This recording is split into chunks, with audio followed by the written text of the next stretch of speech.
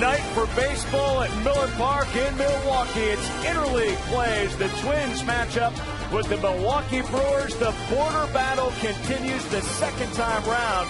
These two will clash here in the 2010 season. BP, ball flying out of the ballpark. We've got the roof open. It's hot, humid, and we are ready for baseball here on Fox Sports Wisconsin. Welcome, everybody. Our coverage continues. Jerry Augustine and Craig Gashan back on board with you. We've got, of course, the Brewers starting a stretch of games, Jerry. Very important. 16 of the next 20 are at home. It's time to make some hay at home. This Brewer team only 11-19 here at Miller Park. A little perplexing, but it's time to change that now. Oh, even though they've won 3 out of 4 series lately at home, now is the time, on extended time at home, right before the All-Star break, is when you put on a late rush. This would be a good time to start.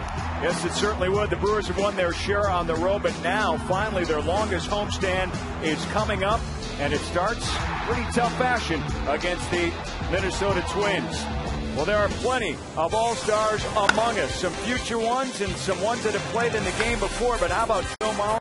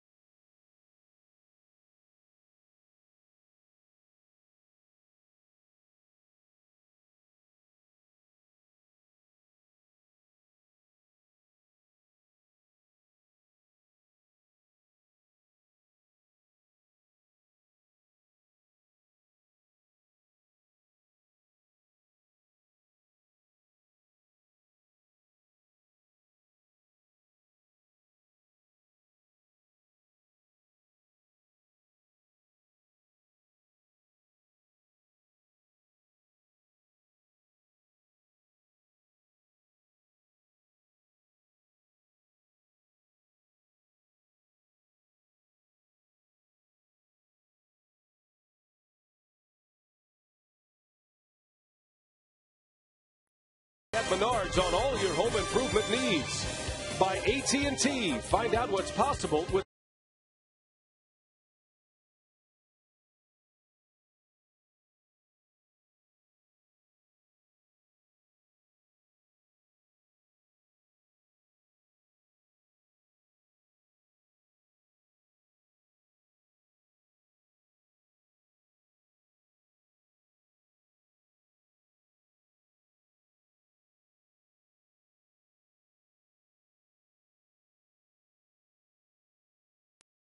rivalry. You certainly have stars, and there are plenty of stars between these two clubs here tonight. It's the Brewers and the Twins, and it's game one. And hi, everybody. Brian Anderson along with Bill Schroeder. Great to have you with us tonight. It's interleague baseball once again here at Miller Park. And, Rock, you're probably going to see 3 of these players as starters in the All-Star game, 2 for the American League, 1 for the National League. No question, plenty of star power with these two. It's always good to see baseball's best and what they have to offer. Joe Mauer, no catcher's ever been better than Joe Mauer. 3 batting titles, half of all the batting titles won by catchers all-time MVP, a 3-time All-Star, and the guy right behind him in the batting order, not too shabby at all. You don't hear a lot about Justin Morneau, but he's also a 3-time All-Star. He's right now second in the American League in batting average and doing a nice job. He's got a home run title and an MVP.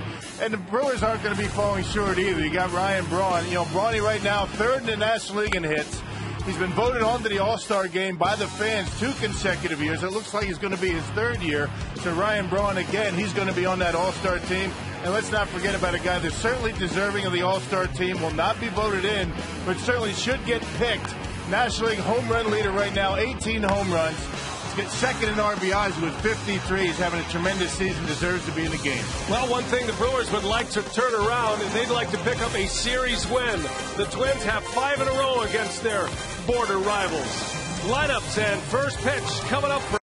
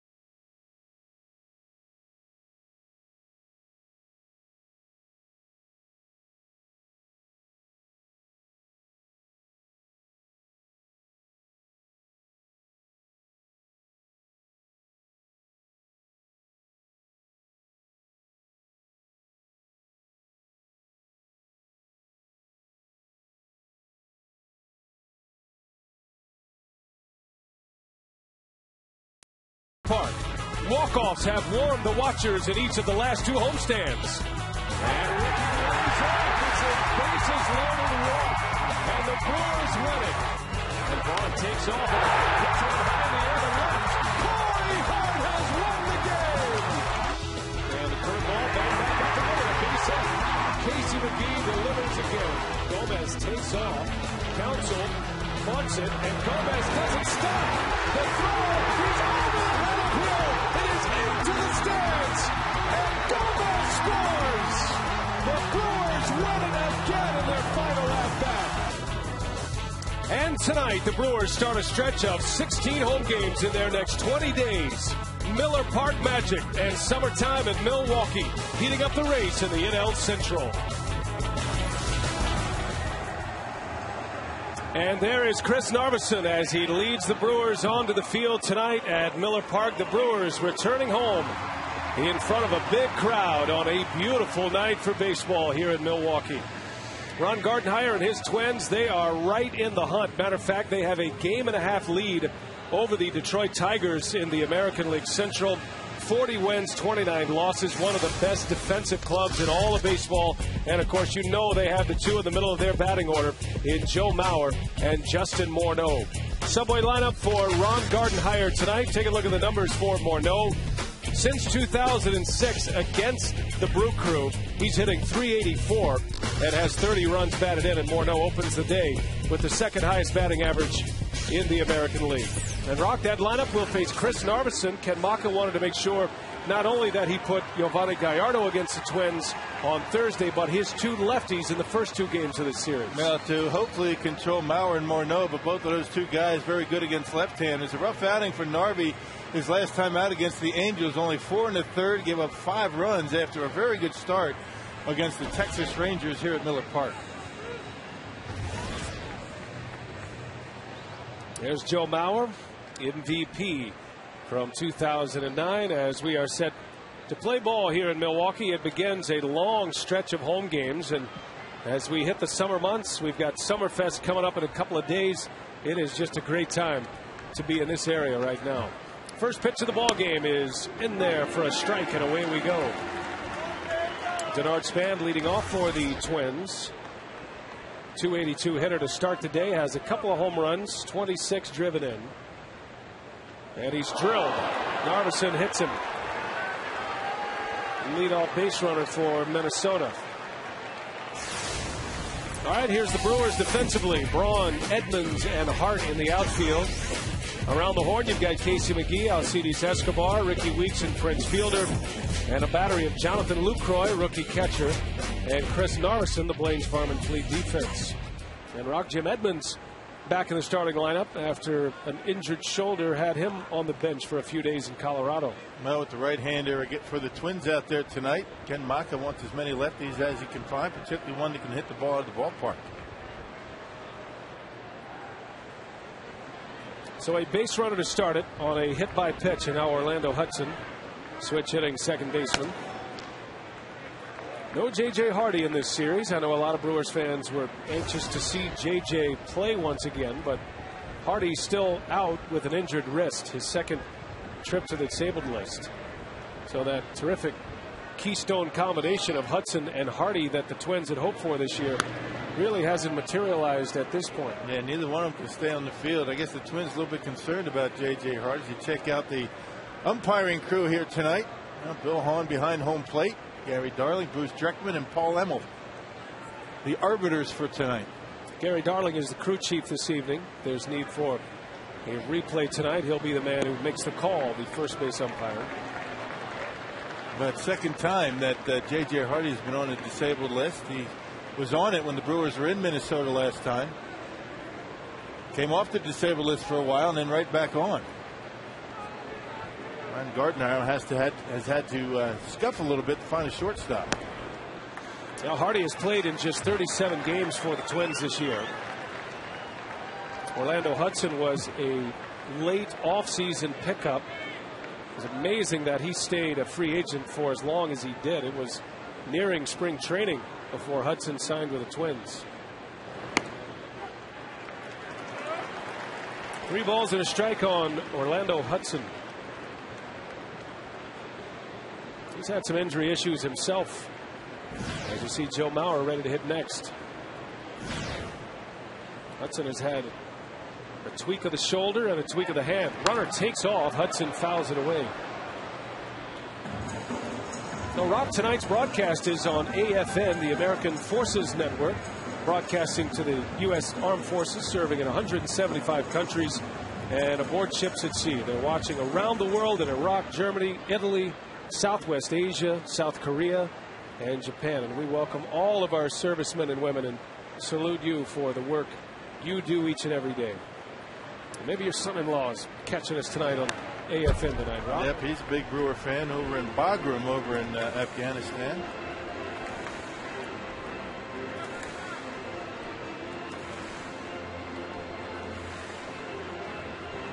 Full count to Hudson.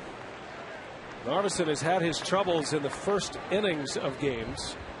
Although the last time he was on the Miller Park mound, he struck out the side in the first. That was against the Rangers. The Twins coming off a series win against the Phillies, and they had to come back in game 2, a 5-run ninth inning for a comeback, dramatic extra inning win for Ron Gardenhire, and then they beat Roy Halladay on Sunday.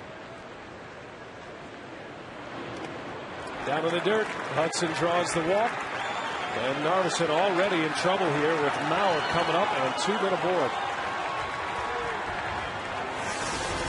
Joe Mauer, MVP last year. He and Morneau. Look at the numbers between these two hitters against Milwaukee since 2006, and you understand why they are such huge threats. Well, no doubt. I mean, and they're very good against left-handed pitching, and always the key to beating the Minnesota Twins is keeping Span and Hudson off the bases, so you can be careful with these two guys. But right now, Chris Narveson is in a position where he's forced to throw these guys strikes.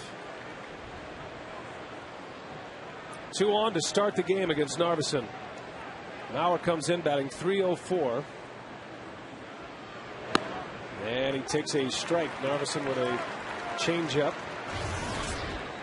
3 homers for Mauer. That's been a bit of a topic for the Twins, not hitting the home runs like he did a year ago. But he's driven in 31. He's hitting over 300. He's catching every day, and the Twins are winning. They're 11 over, so really not much to complain about for Twins fans at this time of the year. Yeah. Joe Mauer had a big home run season last year, the last year of the Metrodome, and a lot of his home runs at home came to the opposite field. And what the Twins have found, particularly for lefties, very tough to hit opposite field home runs at Target Field. Sometimes it gets frustrating for guys like Morneau and Joe Mauer. You change your approach just a little bit, but Gardenhire hoping that's going to be a trend. Well, last year Mauer hit 28 home runs, and at this point of the season last year he had 15 on the board. As a curveball missed, barely missed, and it's 1-2 on Joe Mauer. Curveball a little bit high. Joe Mauer, amongst all the things that he does very well, good eye at the plate. But on the flip side, Mauer does bounce into a few double plays, and only Billy Butler of the Royals has grounded into more. They'll ask if he went, and no, he didn't. Able to check his swing, and the count evens at 2 balls and 2 strikes. That fastball up and in after the curveball, and Joe Mauer to hold up.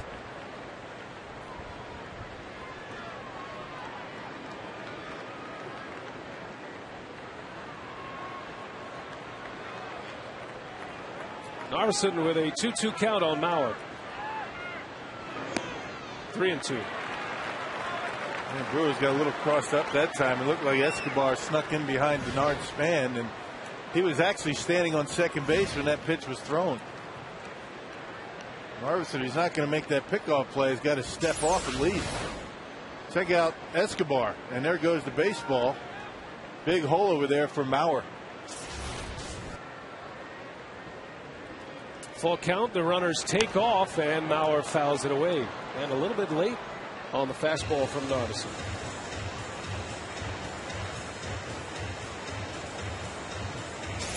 Maybe thinking off speed, but Mauer trying to protect the plate. It very rarely strikes out. Joe Mauer with only 24 strikeouts so far this year and 227 at bats. One of the reasons why he hits into as many double plays as he does, because he makes contact. One of the few players you'll see in the big leagues with more walks than strikeouts. Runners go again. It's ball 4, and the bases are loaded with nobody out in the first inning. And Justin Morneau is coming up. Now, the first inning has been a big problem for Chris Narveson just about all season. They talked about that start a couple of, in the last homestand where he struck out the side. First inning runs and the big inning have been a big problem for Narveson this year. And he's on the verge of having one of those here in the first. Quick trip to the mound for Rick Peterson. He makes a trip to the mound before there is an out in this game. Never a good sign. Well, Chris able to get ahead of Joe Mauer 0-2. And I would imagine trying to be a little bit too fine. Couldn't catch the corners with his pitches and ended up giving him the walk. Yeah, 12 allowed runs. 12 runs allowed in his 10 starts this season in the first inning. So here's Justin Morneau. Bases loaded for the Twins cleanup hitter. And he takes a strike on the outside corner. Nowhere to put him. Robinson Cano leads the American League in batting. Yankees second baseman's hitting .365. Then it's Morneau. He's second, batting .340. And he's down 0-2. Might have chased one. Morneau not just hitting for a high average either. He's hit some home runs as well. He has 15 this season. Yeah, trying to come inside a little bit off the plate, and Morneau goes after it. 0-2 the count. Bases are loaded. And in the dirt, good block by Lucroy. Morneau lays off. Trying to get him to chase. Talked about the batting average for Morneau. He walks a lot as well. So another situation where one plays off of the other. Good eye at the plate to become a better hitter. The 1-2. Down in the dirt again. So the put-away pitches have not been there for Narveson in this first inning. Had Mauer down 2 strikes. Now Morneau has even the count at 2 balls and 2 strikes. Morneau is a good hitter against lefties as well, if you're wondering. Hitting .333 this year with 6 home runs against left-handed pitching.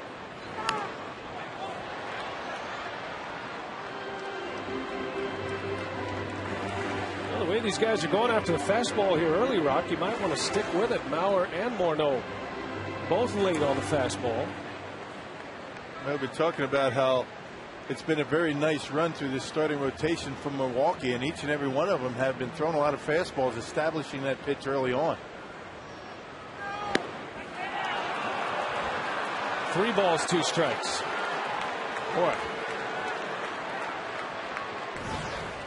Cuddyer would be next. This has all the makings of a disaster unless Narveson can make a big pitch here in the first inning. A lot earlier than he wanted to have to make a pitch like this, as that finds a hole, a base hit. Span will score. Hudson around third. He'll score. And the Twins have 2 on the board. Still nobody out. A 2-strike, 2 RBI single by Justin Morneau. Well, once again, getting ahead 0-2. Narveson just couldn't put him away. Ended up going to a full count. Yeah, good fastball to get ahead. There's a good sign right on the outside corner. Then Justin Morneau chases one. And then it's a matter of Narveson trying to get him to chase. And that's something that Morneau very rarely does. He doesn't go out of the strike zone all that often, even on close pitches like that. Narveson now has to come down the middle. And as usual, Morneau takes one to the opposite field with 2 strikes. 2 runs are in and a strike to Michael Cuddyer.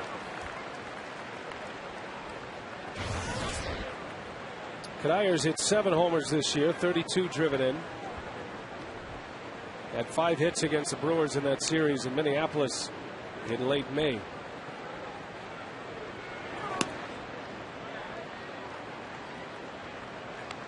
There's another guy that hits into a lot of double plays. Well, Joe Mauer and Michael Cuddyer up amongst league leaders in the American League. And how bad does Chris Narveson need one of those here? 13 double plays Cuddyer has bounced into. And again, Narveson gets ahead in the count on one of these Twin sluggers. 2 strikes early on the last 3. Not able to put him away.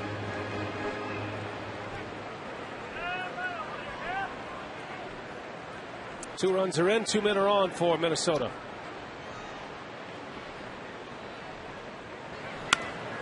That's a base hit. And here comes Mauer around third, and he'll score. 3-0. And now the bullpen is active as Cuddyer comes up with a 2-strike hit. And a nightmare start for Chris Narveson. And a hanging breaking ball to Michael Cuddyer. You're not going to get too many double plays on a pitch like that. Pretty much middle in, up in the zone. He got the ground ball, but Cuddyer able to find its way into left field. And the beat goes on for Minnesota. Still nobody out. Now the Twins averaging over 6.5 runs per game against the Brewers in that 3-game series in Minneapolis, and they've already put 3 on the board. Still nobody out. Kadayer's hit streak is now at 10 games. And Chris Capuano now getting loose in that Brewers bullpen. Haven't seen Cappy in a while. Serving as the 13th man on this pitching staff. He might get his chance here tonight.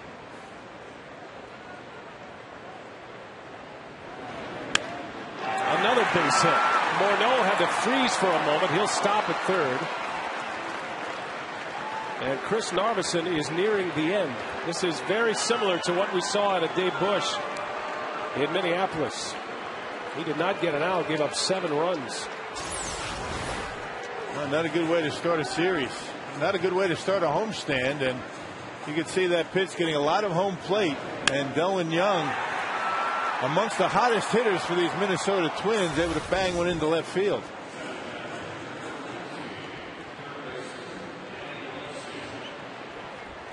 So Delwin Young with a 12-game hitting streak now.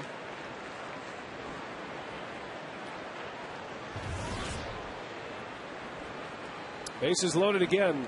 Here is Donnie Valencia, who swings at the first pitch and pops it up. Back is Escobar. Morneau is not tagging at third base. That's the first out.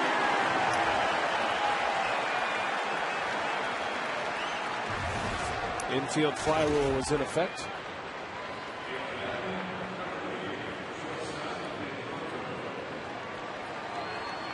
So the first out comes to the 7th hitter. And now it's Nick Punto.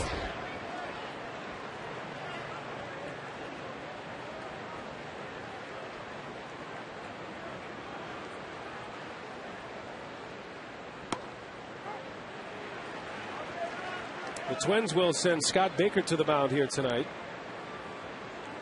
Baker coming off a win against the Rockies his last time out and already staked to a big lead early.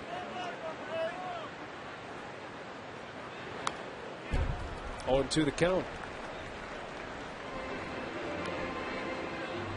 Inning started with a hit batter and back-to-back walks. That was followed by 3 consecutive hits. Morneau drove in a pair, Kadayer an RBI, and Delwin Young with a single.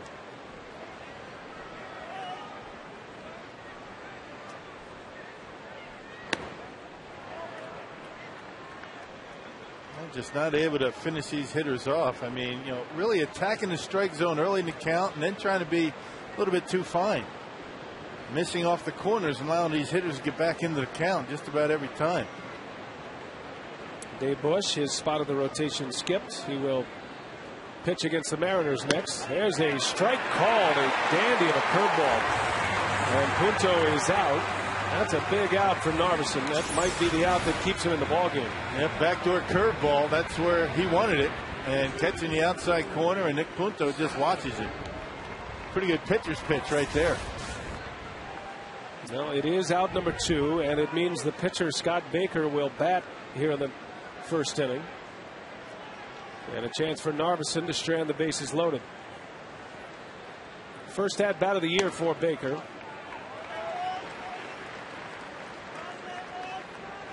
In interleague play, when you play in a National League ballpark, you use National League rules, which is why the American League Twins have their pitcher hitting. Yeah, you get to face the pitcher instead of Jim Thome. That's a bit of a break. Jim Thome relegated to pinch hitting duties in this series. Thome's had a terrific year for the Twins. Twins look strong up and down their roster. Their pitching is outstanding. They've gotten a huge lift from their closer, John Roush, this year. He has 17 saves. And there they sit atop the American League Central. Ball and 2 strikes on Baker.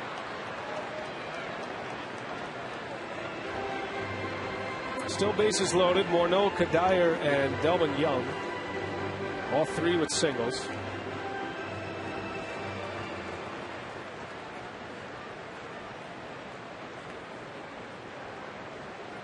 Narveson trying to get the Brewers to the dugout. Little bouncer. Narveson will play it to first. And it's over. 9 batters, 3 runs on 3 hits, 2 walks, and a hit batter. And the Brewers play catch-up.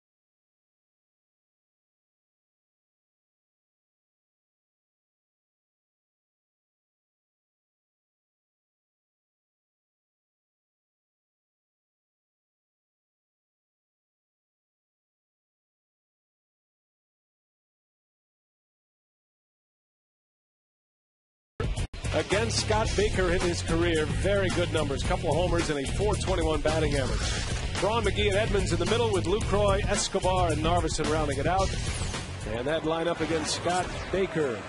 Yeah, 6 and 5, a 4.41 earned run average in 14 starts. Last time out, terrific at Target Field in interleague play against the Rockies. 7 innings, no runs, 1 walk, and 12 strikeouts for Scott Baker. You see those walks and the strikeouts, outstanding ratio, 19 walks, 70 punch-outs. Check the Twins defensively. Delvin Young, Denard Span, and Michael Kadire in the outfield. You've got Danny Valencia, Nick Punto, Orlando Hudson, and Justin Morneau around the horn. And Joe Mauer catches Scott Baker. Some late arrivals here coming across the Hank Aaron Bridge.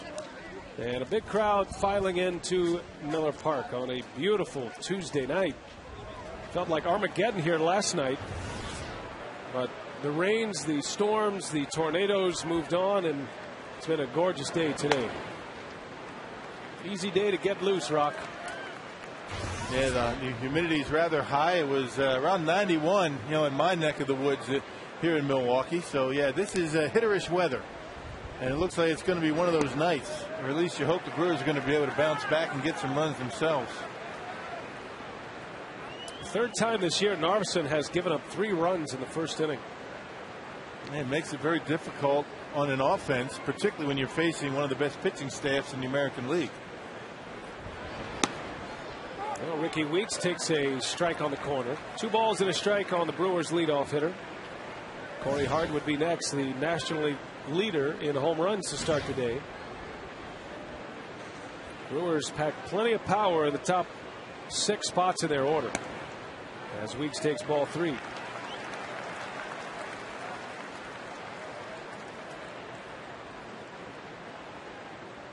Ricky comes in batting .254. Has a couple of hits in his career against Scott Baker and minimal activity.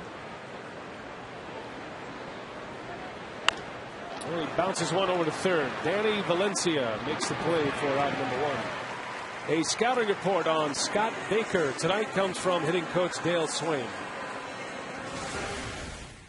Changes speeds on his fastball anywhere from, he'll be from 88 to 94, probably in the 91, 92 area most of the time.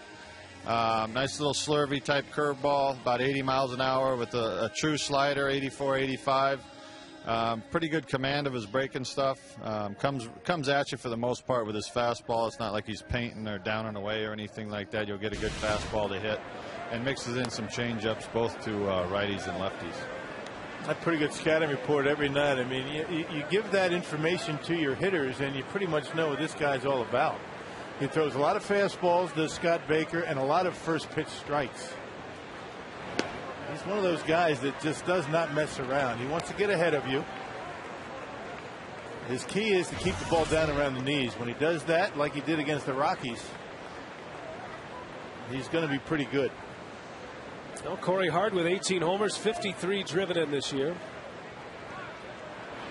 And Hart pops one up. He took a little off. Hart was out in front of it, and Mauer has the play. Out number 2. That's exactly what Dale Swaim was referencing about adding and subtracting. He takes a little off, he puts a little on, and it disrupts the timing of the hitters. Well, when you throw as many fastballs as Baker does, I mean, you're going to have to do something to keep hitters off balance. He'll throw that dead fist, that BP fastball from time to time, where he just threw to Corey to get him out in front. And then he'll add a little extra, particularly when he's ahead in the count.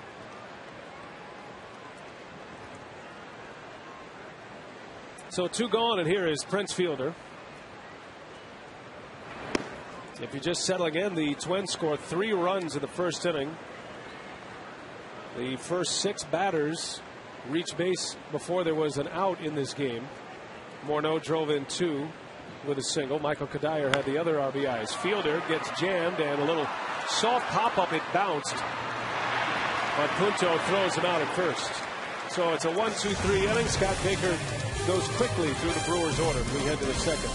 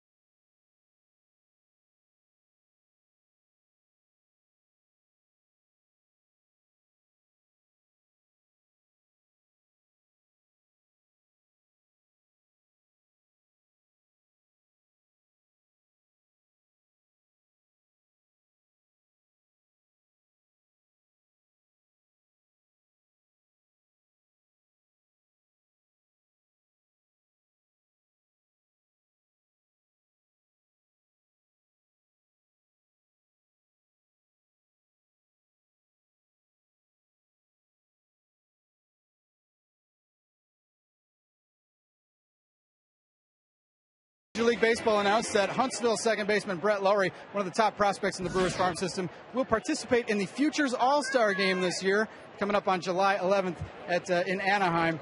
And this will be a second straight time for Lowry to appear in this game. And Rock and BA, he joins a long list of current Brewers players who have appeared in the Futures game. That list includes Ryan Braun, Prince Fielder, Giovanni Gallardo, Alcides Escobar, George Kataris, Corey Hart, and the man on the mound, Chris Narveson. All right, good stuff, and congratulations to Brett Lowry. That's very much a showcase game as Narveson stabs one on a hot shot from Span. You got to get them any way they come at this point, and Narveson gets the first out of this second inning. Well, Narveson fields his position pretty well, and Denard Span, lefty versus lefty, and that ball almost got him in the leg, missed the leg, and Narveson able to find it with the glove. Hit this one right on the nose, but Narveson with a nice play. So already a better start to this second inning.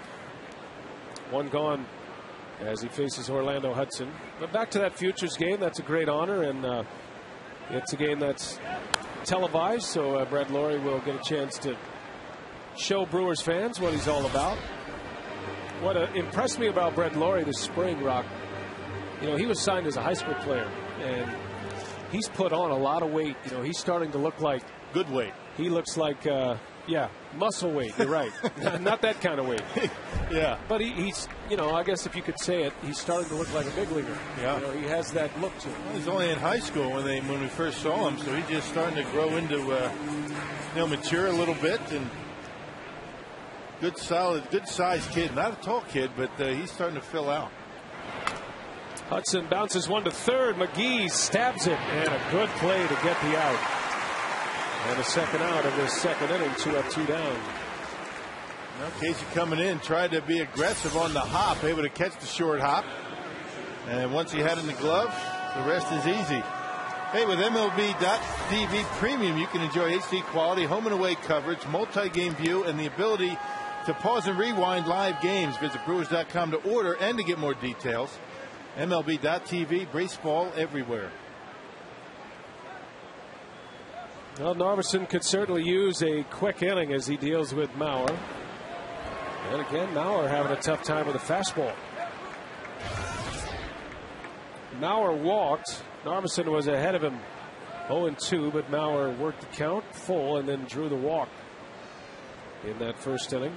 Scored the third Twins run of the first.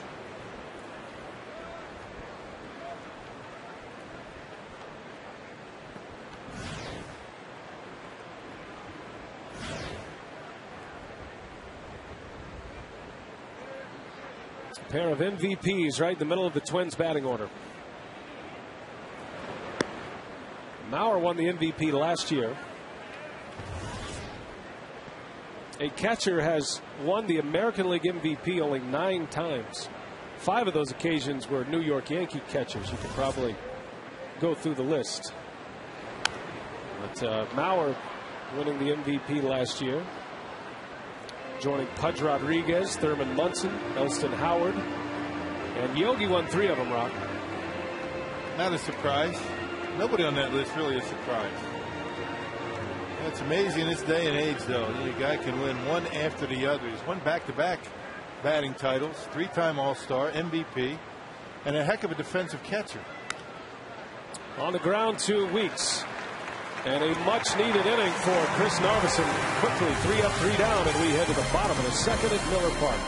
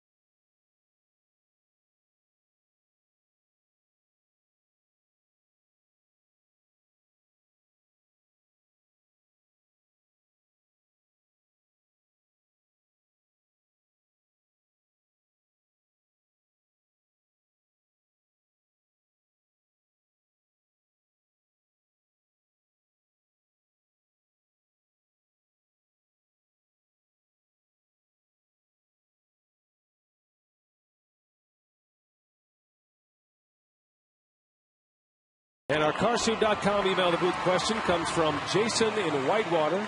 And he wants to know, what are your favorite interleague rivalries? I'm partial to this one, the Twins and the Brewers. I think it's a great border rivalry, the border battle, as they call it. Yeah, White Sox, Cubs, Mets, Yankees, Giants, A's. Right. Rangers, Astros has developed into a nice little rivalry there. I don't think you can beat the Blue Jays Diamondbacks interleague matchup. Well, you got to take the good with the bad. You know, I think some of these rivalries that you see year in and year out, the home and home, that's kind of fun. You know, particularly when you're that close, and you have a lot of Brewers fans in Minnesota, a lot of Twins fans here at Miller Park.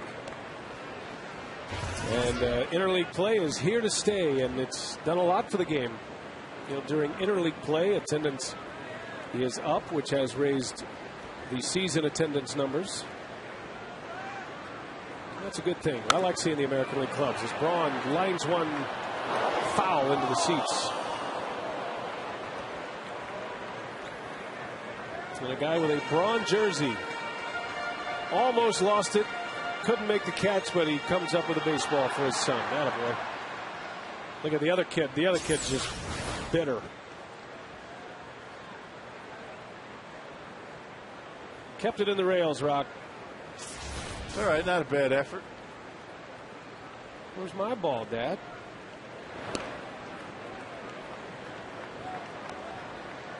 Gonna have to share. That's the proper answer. What are the chances of that, though? The wrong answer is, oh, I'm sure we'll get another one, son. You're only asking for it at that point. Bouncing ball, and that's through. A base hit. So Ryan Braun with a single to center field. And a base runner for the Crew to start the second inning as Casey McGee steps in. Powerball home run leaderboard as we start play today. Corey Hart leads the league and the club in homers. Prince Fielder with 13 and McGee with 11.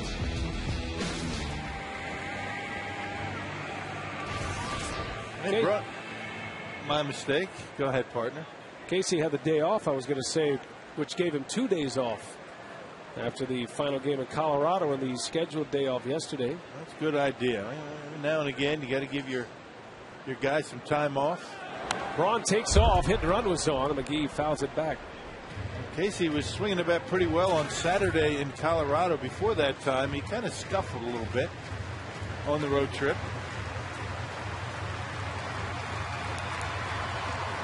McGee's batting average down to 272. That's about as low as it has been all season once he established enough at-bats to make it count. Made a bit of an adjustment in early batting practice a couple of days ago and a little bit more aggressive on Saturday night.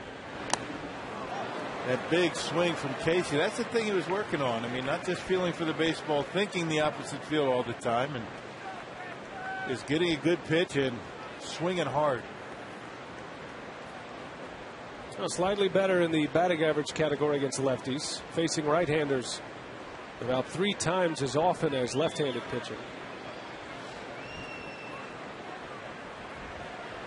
0-2 the count on Casey McGee with Braun over at first and a foul out of play. Scott Baker, even on a 0-2 count, go right after these hitters with 2 strikes with the fastball. Not afraid to throw it. This is a guy that very rarely walks a batter. In his last 3 starts, a combined 3 walks. 19 for the season. And a pitching staff that has had 9 no-walk games this year. 9 of them. One of the reasons they are atop the American League Central as McGee chases one, fouls it away. Now, Scott Baker, not necessarily known as a strikeout pitcher, but he looked like one in his last start against the Colorado Rockies. He struck out 12 Rockies, and as Rock mentioned, primarily because he kept the ball down in the strike zone. And keep the ball down, stay on the attack. You know, those 12 strikeouts in one start. Previous 4 starts, they combined 11 strikeouts. This guy is not a strikeout pitcher, but he was the other night. Does have a 9 strikeout game this year. Baker has had just 2 10-plus strikeout games in his career. The other one happened last season against the Indians. He struck out 10. So his 2 biggest strikeout games have come in his last 2 seasons in a Twins uniform. All those great statistics for Scott Baker, but he's 1-3 on the road with an ERA over 5.5. So there. Take that.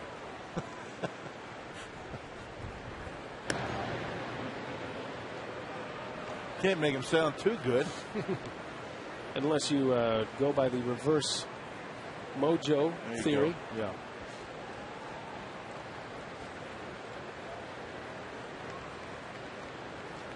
6-5 record, a 4.41 ERA. Much better at home than on the road, is what Rock's telling me. Again, an 0-2, and McGee fights off another one. Baker keeps elevating the fastball, and McGee keeps fouling it away. Casey's able to get hits on fastballs up there. We've seen it a number of times this year. When he's ahead in the count, I mean, there's really no taking something off that fastball. That last one in the low 90s.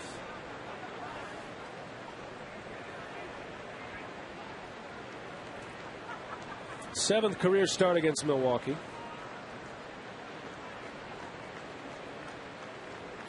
Did not face the Brewers in that first series at Target Field. And McGee, a liner over to third, and that's an out. First out of the inning. Sounded like he might have broken his bat. Well, baseball's biggest stars go head to head. The summer's biggest event as Fox brings you every thrilling moment of the 2010 MLB All-Star Game. Coverage begins Tuesday, July 13th, live from Anaheim at 7, only on Fox.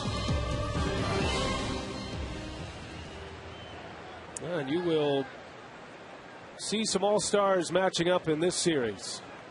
3 of them will be starters most likely. Ryan Braun, Justin Morneau, and Joe Mauer. And you're hoping Corey Hart finds his way to the All-Star game as well. He certainly deserved to be in the All-Star team, this Corey Hart, leading the National League in home runs, second in RBIs. And Corey up amongst league leaders in extra base hits, 4th in extra base hits. So either a manager's selection, a player's selection, or maybe an internet vote. It was the internet vote that got Hart into the All-Star game in 2008 in New York. Edmonds takes a ball. Well, he's had an All-Star half so far, Corey Hart. 1 ball, 1 strike to Jim Edmonds. Was not available to Ken Maka on Sunday. Had a sore shoulder. It's his right shoulder, and he said it affects him most when he's swinging, especially on a follow-through. And now the count of ball and 2 strikes. Hurts most when he swings and misses. Isn't that the way it goes?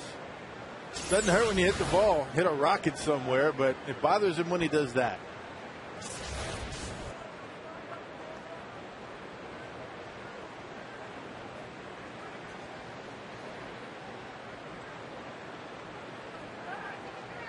Edmonds still with good opposite field power. And tries to go that way and fouls it away. Hey, Rock, we want to send out our best wishes tonight to Ron McCudden. He's going through a tough time, some health issues. He's out at St. Luke's, and he and his wife Carol are watching the game tonight. And a note from Bruce Fremming and all of your friends here at the ballpark. Ron, we hope you feel better soon. Yeah, big Brewer fan.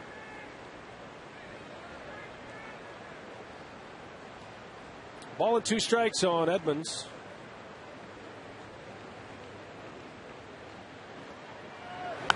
And he pops it up. Valencia gives it a look, and that'll be in the seats. Edmonds hanging tough.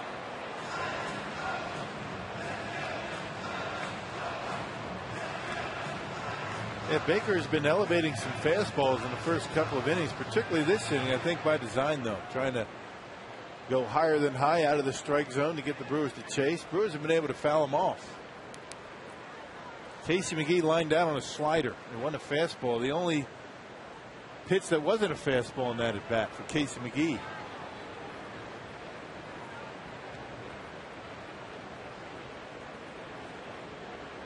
One ball, 2 strikes on Edmonds. Braun still at first. And a little soft liner. That's going to fall. A base hit. Braun is going to test the arm of Kadire, and he will make it. So Ryan Braun goes first to third. Edmonds with a base hit. And the Brewers in business here in the second inning with runners at the corners. There you go. I mean, fastball one after the other. Edmonds wasn't able to catch up to him. And just like Casey McGee, Casey lined out but hit it hard. Edmonds able to square up on an off-speed pitch. Looked like a slider that stayed up in the zone. And the Brewers now with first and third and one out. Here it is. Took a little bit off. Up in the strike zone. A slider that just spun up there. Didn't do anything. And Edmonds able to get the barrel on it. All right, so Edmonds at first, and here comes Jonathan Lucroy, who got a nice ovation when he was announced here tonight. 24-year-old rookie catcher, still looking for his first run batted in. Lucroy is batting .341 to start the day. Has 15 hits, 44 at-bats. Has had 2 3-hit games. One of those coming on the last road trip through Colorado.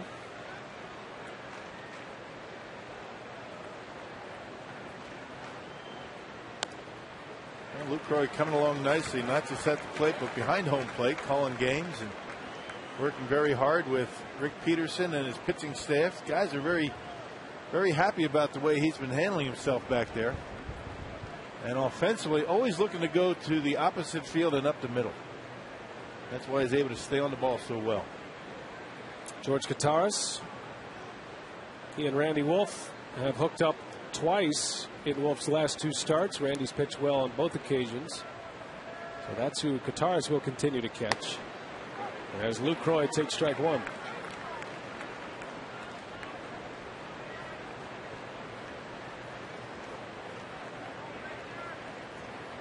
Nine hits in his last 5 games, Lucroy. Had a 3-hit game in his final game here at Miller Park against the Rangers. 2 balls and a strike. Runners at the corners. And Lucroy chases one, 2-2 the count. The last 2 pitches pretty good for Baker. I mean, 2-0 count. Fastball outer half that Lucroy watched go by, and that one right on the outside corner.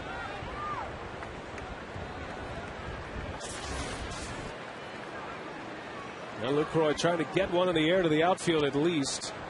Braun's a fast runner at third. Won't take much to score him. Twins are looking for a ground ball double play. 2-2. Lucroy fouls it away.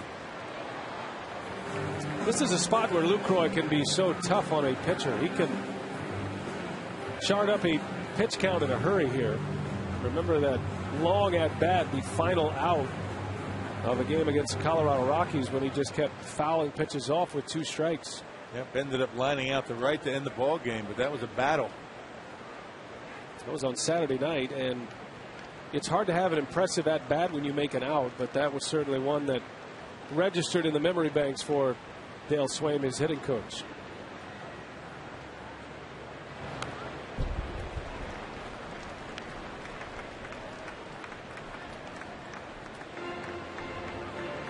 It's one of those at bats, talking about that one Saturday night, that will have you grow up very quickly in the major leagues, particularly the situation he was in.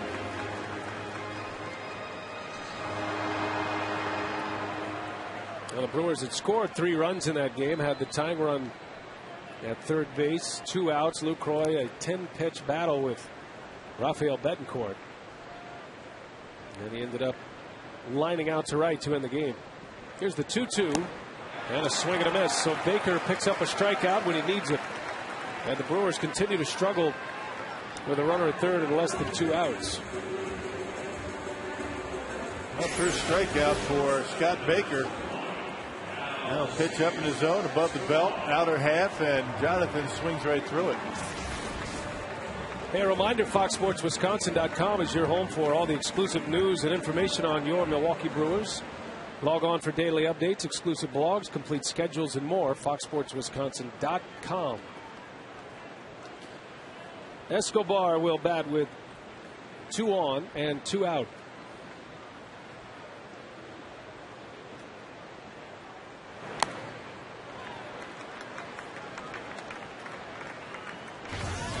Escobar at 250 to start the day. A couple home runs, 20 driven in. Both of his homers have come here at Miller Park.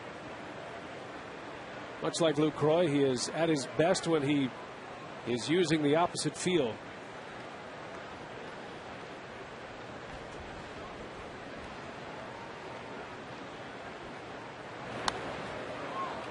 Oh, 2. Well, just one fastball after the other, isn't it, for Scott Baker? And hittable fastballs at that. It must be something in his delivery that makes him tough to pick up and able to sneak those fastballs right by these hitters. Just the minimal change in velocity, right? From 92 to 88. Without a change in his arm action. That's the key to that. You slow that arm down, hitters are going to see it. 0-2 the count.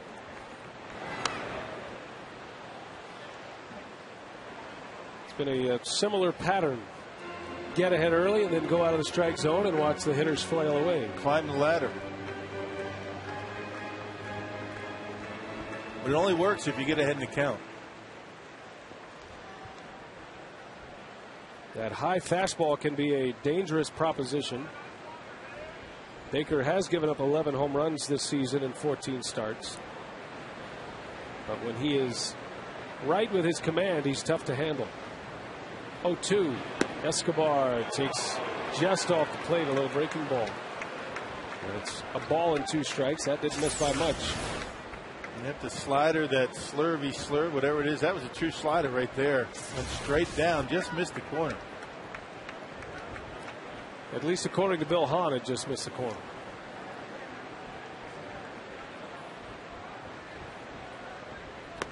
Escobar down on strikes. Comes back with a high fastball. And with runners at the corners, Baker goes back-to-back with strikeouts. Escobar and Lucroy, and that's the inning.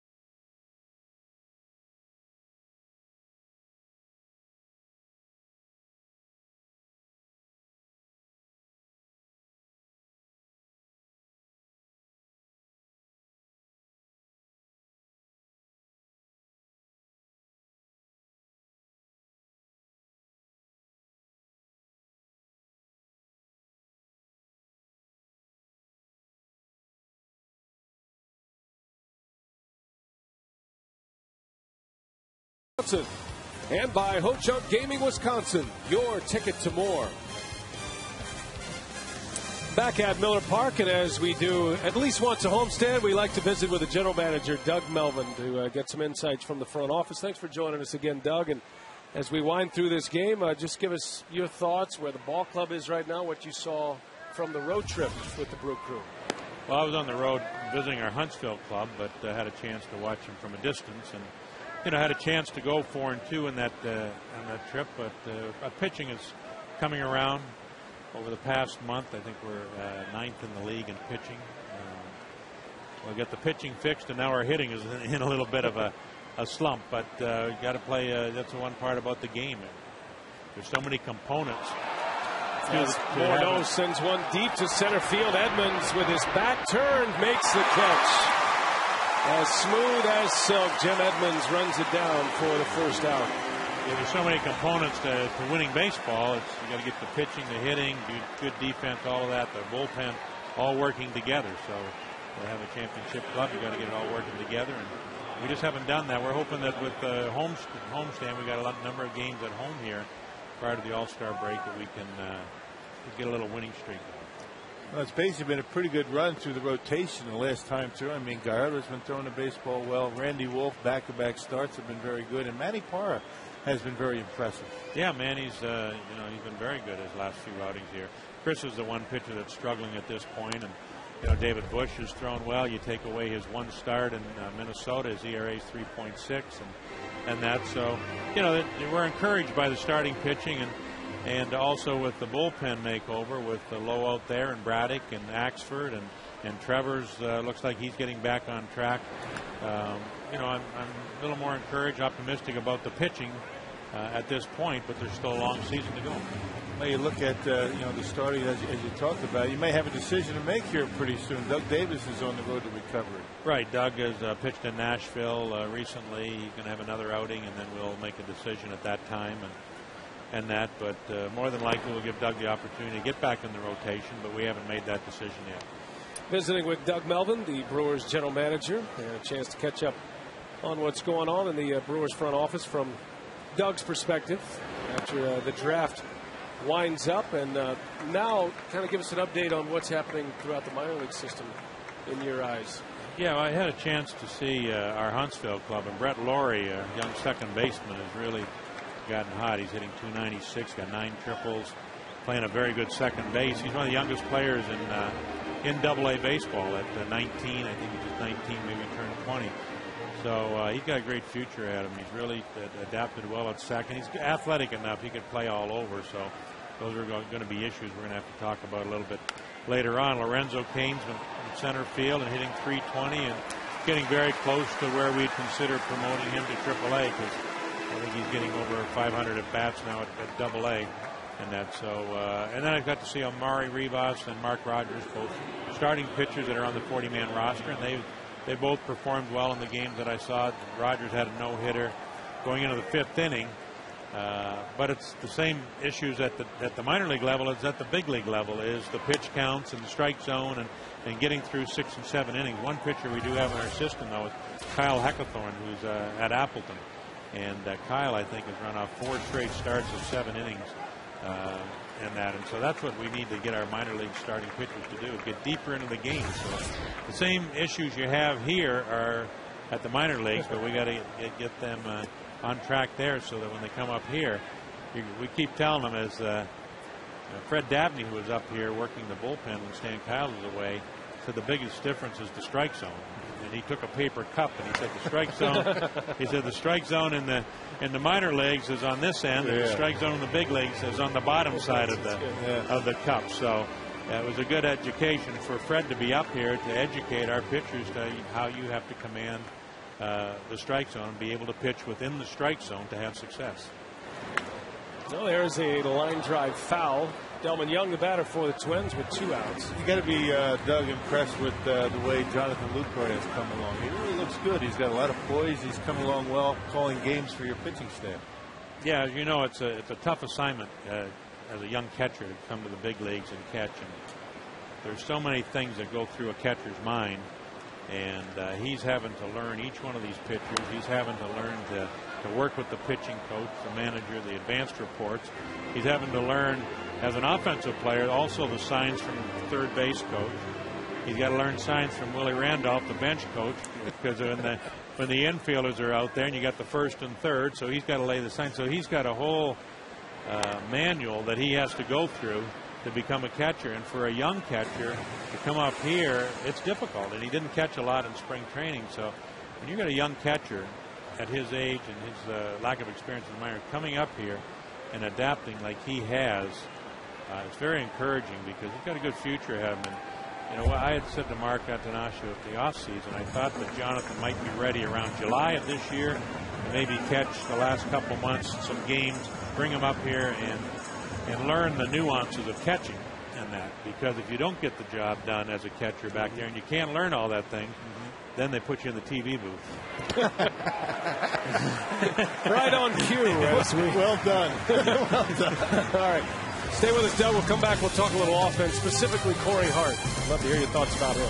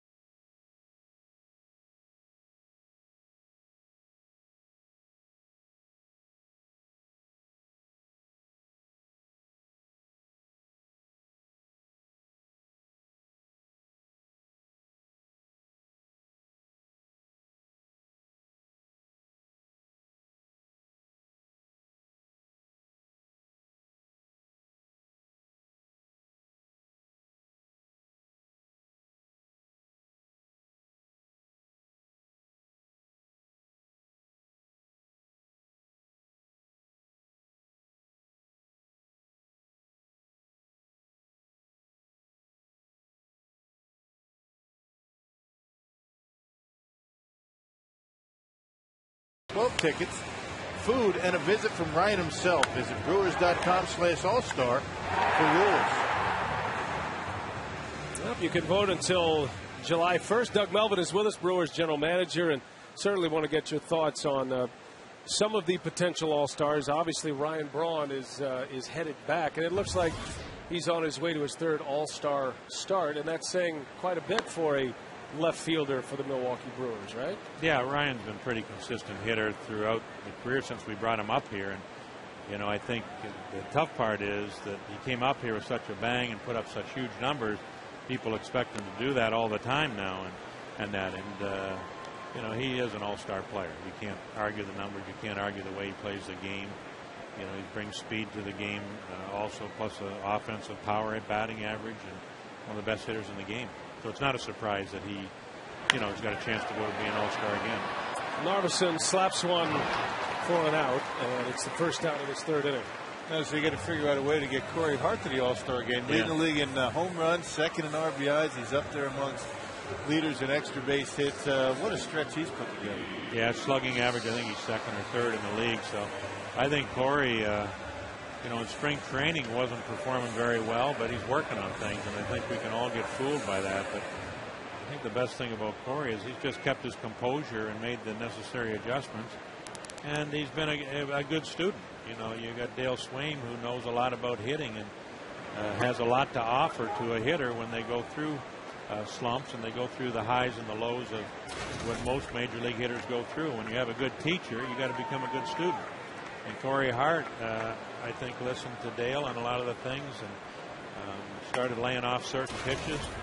And now he goes up there with a lot of confidence. And, you know, it's that argument we have or discussions we have in the war room sometimes. What comes first, confidence or performance? Does confidence lead to performance, or does performance lead to having confidence? And I don't know the right answer. I think it's up to the individual. But Corey right now is a confident hitter and feels good about himself going up there because he's made the necessary adjustments.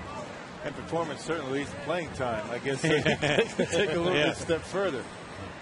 It gives the manager a little bit of confidence to put your name in that lineup every day. Yeah, now, have you done the math? I mean, reverse math about Yamani Gallardo? Is he, you know, I don't know if you've done this yet or counted out the starts for the All-Star game. I mean, that has something to do with being selected these days. Yeah, I think they said if you were pitching on that last weekend, you're not going to be selected. Right. Or elected or whatever. Selected, I guess. Yeah, I don't think we've looked at that yet. And maybe Ken and Rick have, but I didn't get a chance to get with them today, and that's they're busy this afternoon doing some things. So I'll get down there and see how that's going to work out. But it would be nice for Yabani to get that opportunity because he has been one of the top pitchers in the league too. After his first couple of starts, he pitched extremely well, and he's kept it up throughout the season. We haven't given him the best run support. See the numbers here on Corey Hart. Most of this damage done since mid-May. That's what's so impressive about Corey Hart. And he's homered in back-to-back games against the Twins, but he leads the National League in home runs at this point with 18. He just won off the Major League lead. And, you know, you guys talked X and O's a little bit about Corey Hart, but in your job, the maturation process has to come into it as well. I don't know, Rock, about you, but Corey gave us some revealing comments the other day on the road saying, you know, he just realized he was a little complacent and he needed to stop being that way. And it was surprising and refreshing to hear that from a big league ball player, knowing that not only is it hard to get here, but to stay here as well. And maybe that's part of it as well with Corey Hart. Yeah, we talked to Corey. We brought him in spring training and talked to him about, you know, getting a little more energy to what he's doing and everything. And, you know, there are a lot of players at 27, 28 really take that next step. Jason Worth is a guy that's compared to Corey a lot. Similar body styles, and maybe his performance will take off like Worth. All right, great. Thanks for your time.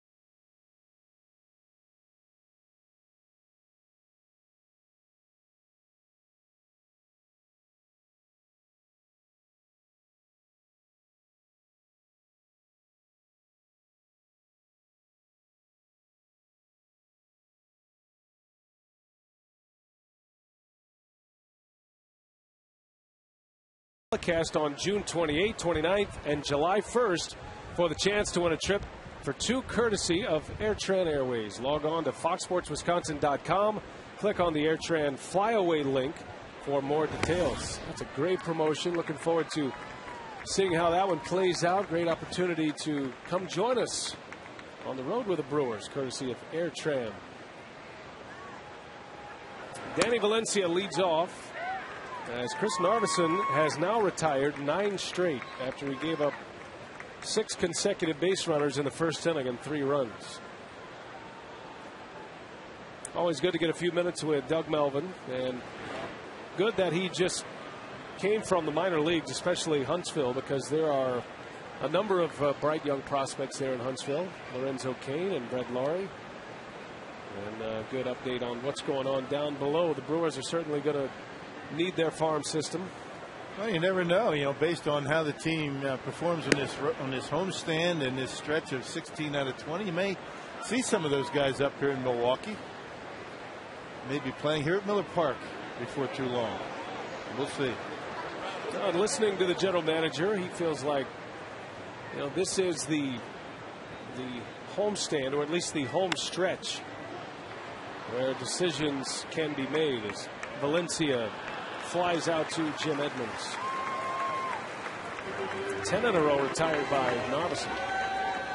AT&T Trivia tonight. which Twins pitcher is the all-time leader in wins versus the Brewers.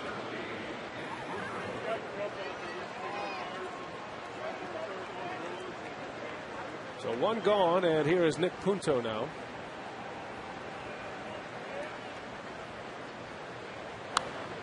I would tend to agree with Doug, and this is the stretch I think everybody looks at. The Crew is 9 games back right now. The Brewers are 11 games under. 16 of the next 20 are home, leading up to the All-Star break. So I think you'll know a lot more at the end of this stretch of games as Punto into center field with a base hit. No, without a doubt. I mean, it's not an easy stretch with the Brewers.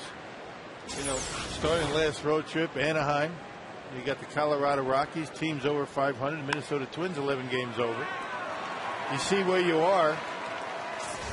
But to get back to 500, that's the first thing. And the way you do that is you don't really rely on big winning streaks. You'd like to see them, but you continue to win series.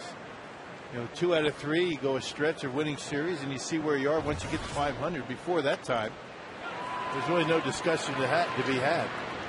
Scott Baker drops down a sacrifice bunt. And that advances the base runner to second. Now 2 outs in the inning, and we go back to the top of the order. Well, you can join the Bucks on Thursday at the Bradley Center for the Select a Seat event. Come down and view the best seats in the house, plus enjoy food and beverages from 6 to 9 p.m. in the Palermo's Courtside Club, and see who the Bucks select with the 15th overall pick.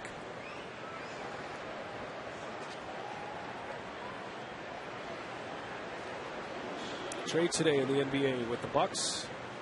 Charlie Bell and Dan Gadzuric traded away for Corey Maggette and a draft pick.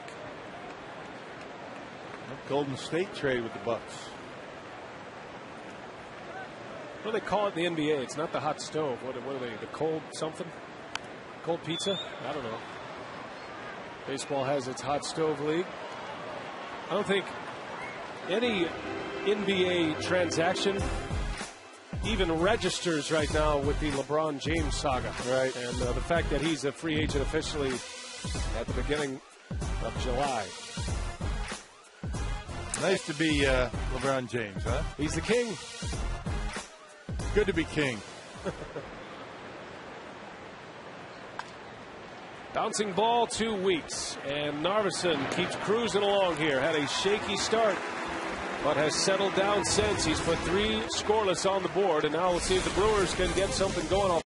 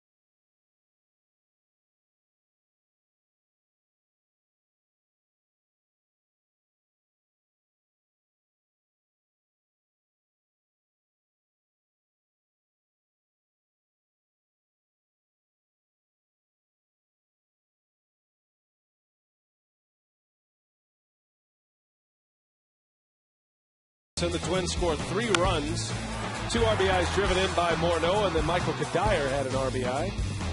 But Rock, since Narveson has settled down and he has pitched well to put 3 scoreless on the board. Yep, 12 of the last 13, starting with the last 3 outs in the first inning. But once again, early inning problems for Narveson and the big inning have gotten him behind 3-0. And Scott Baker pitching a dandy here tonight. Yeah, Baker walking on a 2-hitter at this point through the first 3 innings. Both hits were singles, one by Braun and one by Edmonds. Baker had runners at the corners behind him last inning. I checked that in the second inning with just 1 out, but he struck out Lucroy and Escobar to end the frame. Fielder a little flare, and that one is going to fall for a base hit. And Prince is thinking 2 all the way. He's on his way. The throw is high, and Prince Fielder belly flops with a Pete Rose double. Well, a good hustle by Prince Fielder. He had him shaded around toward the gap. And Delman Young had a long way to go. A little flare, a jam shot off of his bat on a pitch up and in. And not a very good throw by Young into second base. Had he made a good throw to second, it might have been close. Prince able to pull those hands in just enough to fight it off. Look how far Delman Young has to go. Prince Fielder recognizing where he is when he starts. Hustles out of the box right away for a leadoff double. Second time the Brewers have had their leadoff hitter on.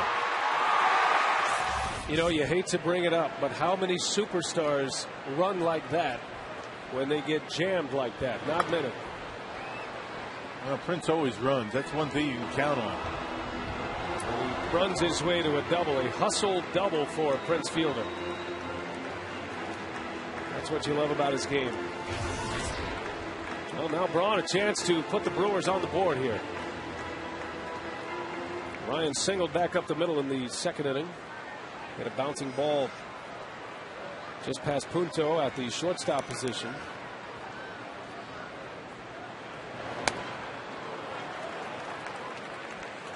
Yeah, there's that 93 that Dale Swain was talking about. Anywhere between 88 and 94 with a fastball. There's a 93 right on the outside corner. He's got such good command of that fastball. The mistakes, a lot of the mistakes that he's made tonight so far have been with that slider. The breaking ball.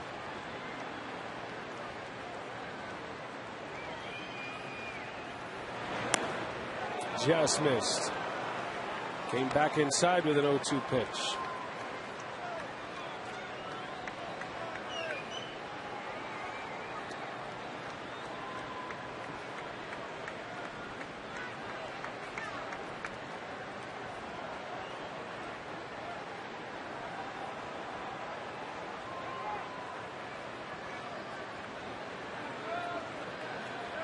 Ryan Braun with Fielder at second base. Down to the count, a ball and 2 strikes to the Twins opening day starter, Scott Baker.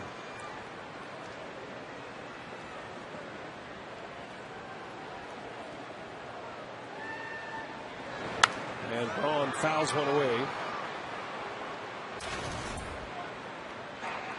Seems like all the Brewer hitters are just a little bit behind that Baker fastball. That was a pretty good pitch to hit. Had plenty of the plate. Not a lot of movement on it. Had a little bit of a tail on it, but there must be something in that delivery. It just can't quite pick it up, and it sneaks up on you.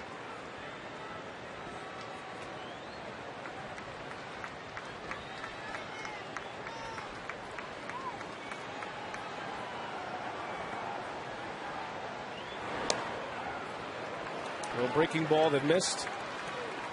He has had Braun fooled twice and has just barely missed twice.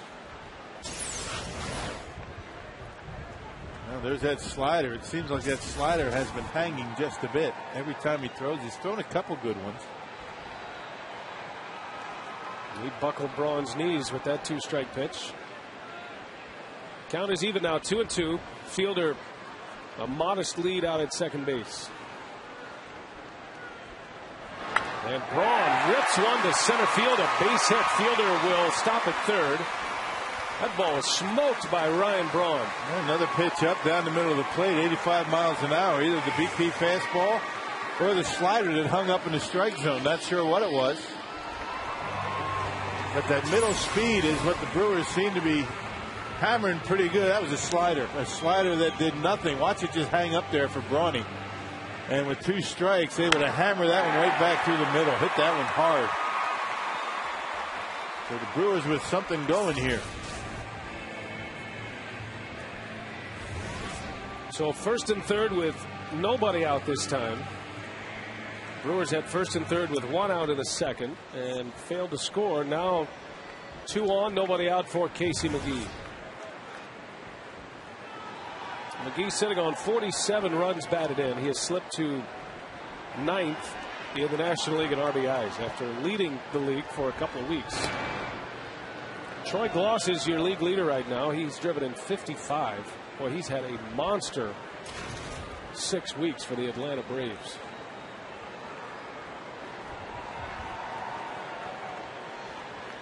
So McGehee 8 RBIs behind Glaus. And now second on the club in ribbies behind Corey Hart. That one's into right field, pretty well hit. Backing up is Kadire, and that's over his head, and it's over the wall. It's a 3-run home run for Casey McGehee. And the mighty Casey with 1 swing has tied it up here at Miller Park.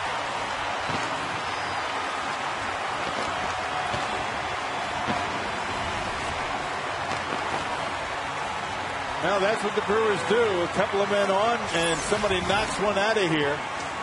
Fastball. And Casey does what he does best. He takes that pitch to the opposite field, a line drive bullet, just barely making it over that right field wall. Boy, he hammered that pitch. And we're all tied. Well, that's a beautiful swing for Casey McGehee. You see how deep he allowed that ball to travel. And was able to hammer, got the sweet spot on it. And now Edmonds delivers one to right center field. Over to cut it off is Kadire. Here comes Edmonds. The throw to second. And he's safe at second base. What a slide from Jim Edmonds. Well, how about the throw by Kadire from right field? That was right on the money on the run. Heck of a throw out there from right field. That looked like a double all the way. And Edmonds had to run hard all the way out of the box to get that 2-bagger. Now 4 consecutive base hits for the Brewers, and 3 of them extra base hits. And good to have Edmonds back in the lineup. There's that sinking fastball that stayed up. A lot of pitches up for Baker. He works down in the zone when he's right. And look at this throw by Michael Kadire, right on the money. Does he tag him? Missed him. Good call at second base. Bruce Dreckman right on it. What a slide, a creative slide from the 40-year-old. And double number 14 for Edmonds. 4 consecutive hits. The Brewers have 3 runs in. And a little trickery by Jim Edmonds. He never did touch him, did he? Look at that. What a great call that was. Dreckman in a perfect spot to make that call. Well, the problem that Punto had was that he went out and reached for the baseball. If you let that ball get to him at second base, it's an easy out.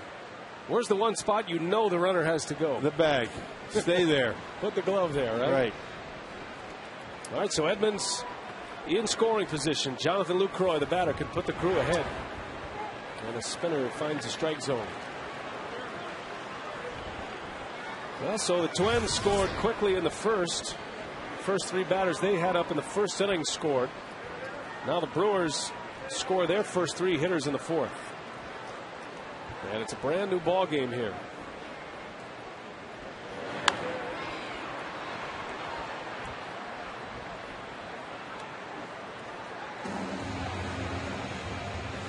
Those 3 RBIs for McGehee gives him 50 for the season.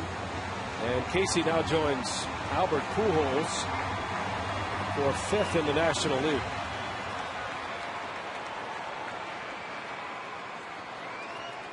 And now McGehee just 5 behind Troy Glaus.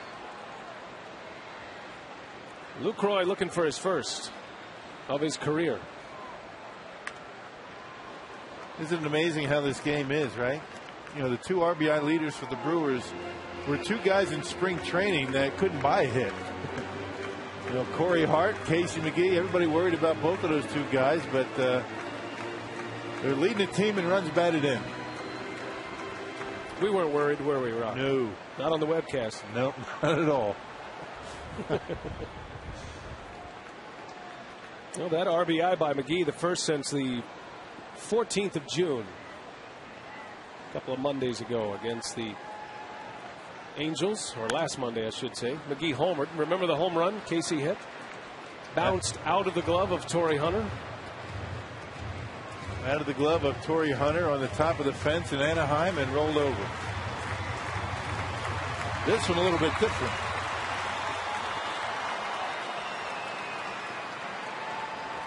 No balls, 2 strikes on Lucroy.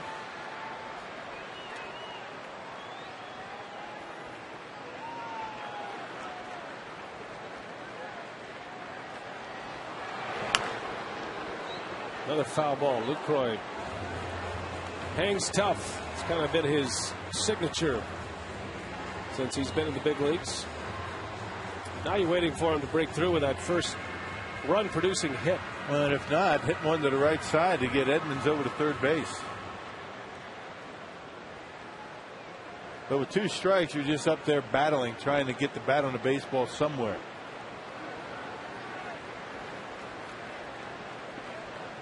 All tied at 3. Go ahead run at second. And Lucroy gets jammed. A pop up, foul territory. Morneau makes a catch for the first out.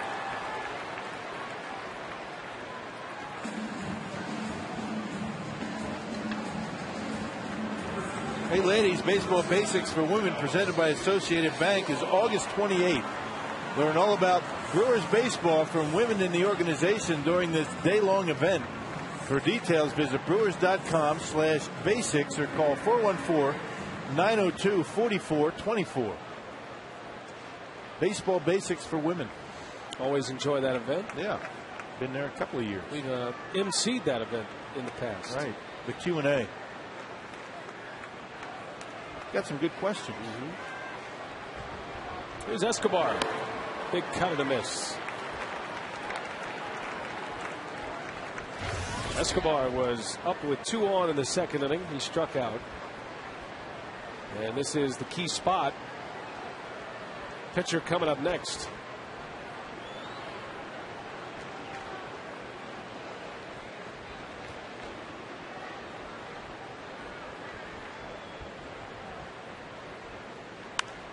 And another pop-up. Shallow right. Kadyr's coming in.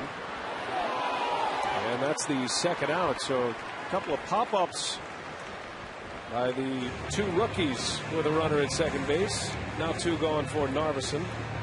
In our AT&T trivia, we asked which Twins pitcher is the all-time leader in wins versus the Brewers. And the answer is Bert Blyleven. 16 wins against the Milwaukee Brewers, and there's no doubt that he knows that. Matter of fact, he probably signs that on the baseball here in Milwaukee.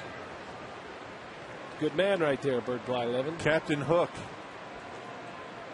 Excellent Twins color commentator. Best curveball I'd ever seen. Best curveball, I should say, I ever swung at. Flailed at. You guys were teammates in Anaheim? With the Angels. 2 years, yeah. California. That was an experience, being teammates with Bert. Faced him as a Brewer. And caught him as an Angel. Yep, he was a Cleveland Indian, Minnesota Twin when I faced him. His curveball broke twice. At least it looked like it did. Narveson gets sawed off. That's a fair ball. Here comes Edmonds. He'll score easily. As Chris Narveson, the Brewer pitcher, puts the Crew on top. 4-3 Milwaukee. Boy, he continues to swing a pretty good bat. Goodness gracious. Well, the Brewer pitchers have been very impressive this year. And Chris Narveson now with his 7th base hit. And second RBI, and it's a big one. A 2-out single to score Jim Edmonds. So the Brewers with 5 hits here in the 4th inning to take the lead. 2-out RBI single for Narveson. Well, you like the way Narveson handles the bat. And even though that was a flare, he was able to bring those hands in, make sure he got some kind of good wood on it, and he delivers one to left. Brewers have pitchers that have a good idea up there at the plate, have a good sense of what it takes to get base hits. And Narveson now hitting .368 with 2 RBIs. So here's Weeks, top of the order. 4 runs are in for Milwaukee. The first 4 batters in this 4th inning reached base and scored runs. Casey McGee, the 3-run homer. Narveson, the RBI single.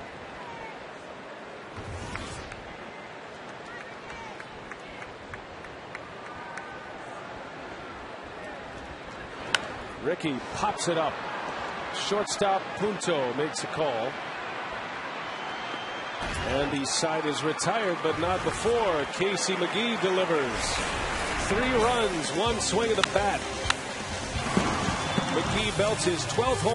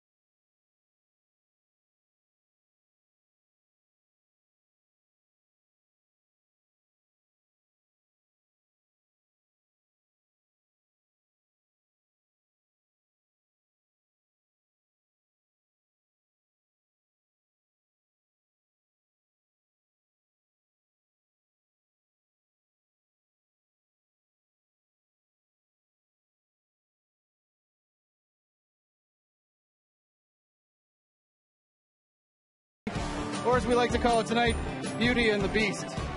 I'm here with 2 of the Brewers' wives.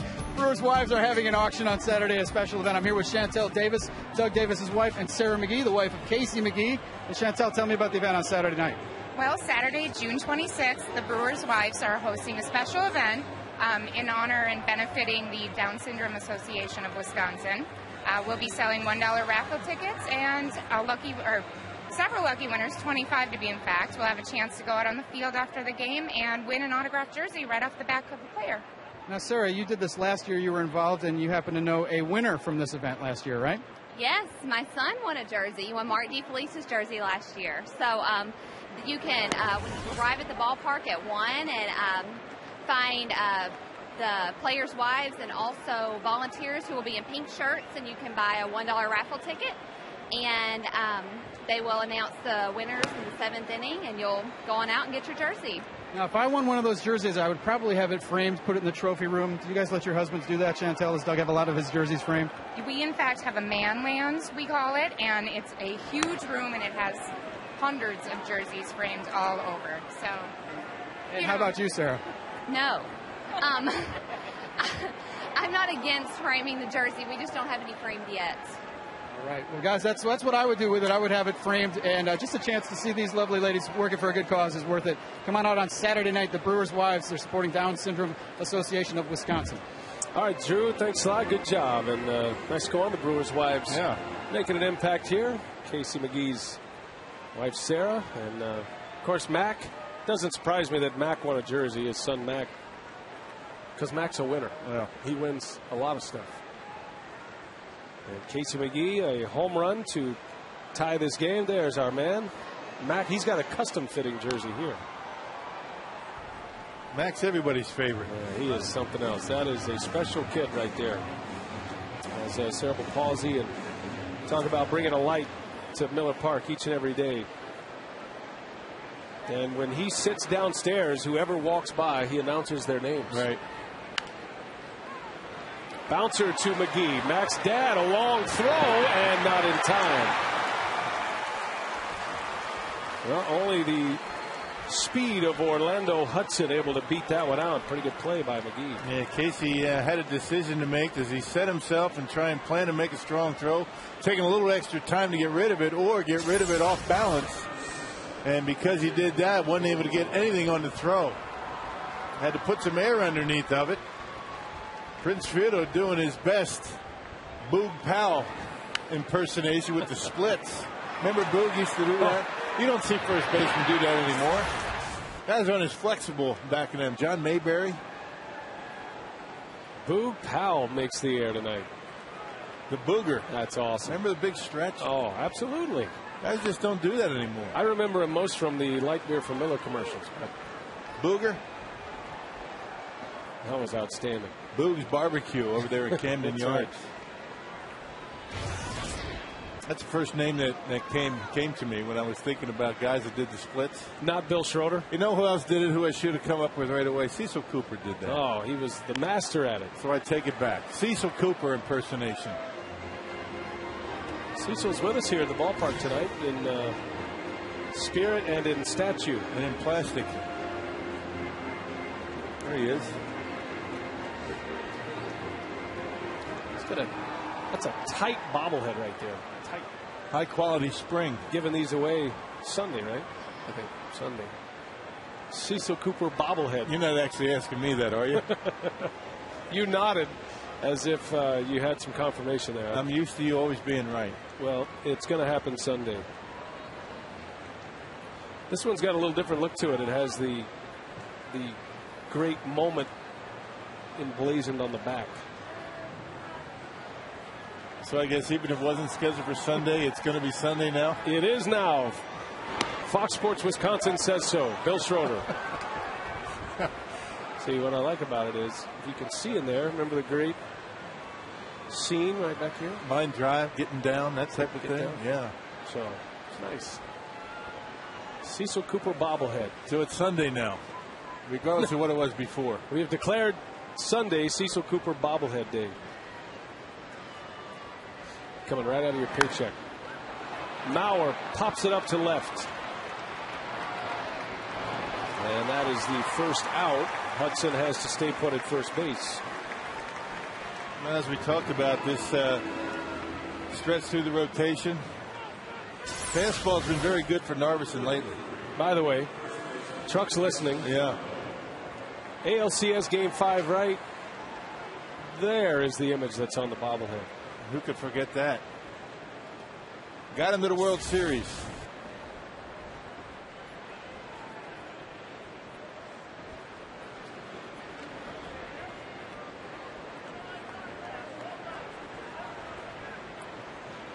Morneau with a runner at first and one out. Morneau drove in a pair in the first inning, the 3-run first inning for Minnesota. What do you think about the way that inning finished up? Not only did the Twins have 3 runs on the board, they had the bases loaded with nobody out and 3 runs in. And Chris Capuano loosening in the bullpen. Narveson retired the final 3 hitters of that inning and has continued on here and now has a chance to be the winning pitcher. Giving up 5 hits, all singles. 3 of those came in succession in the first inning. Of course, you never like to bring that up with Morneau at the plate.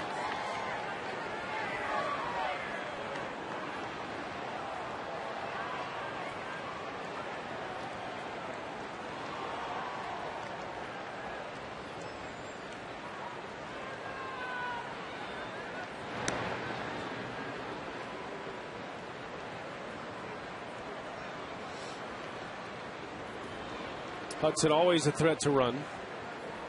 Not quite the base stealer these days as he was when he first came up with the Blue Jays. And he swing and a miss. Good slider that time from Narveson.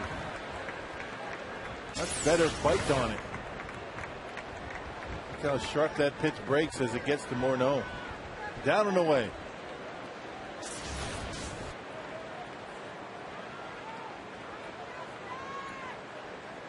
So a key pitch coming up here for Narveson. 2-2. Chased one.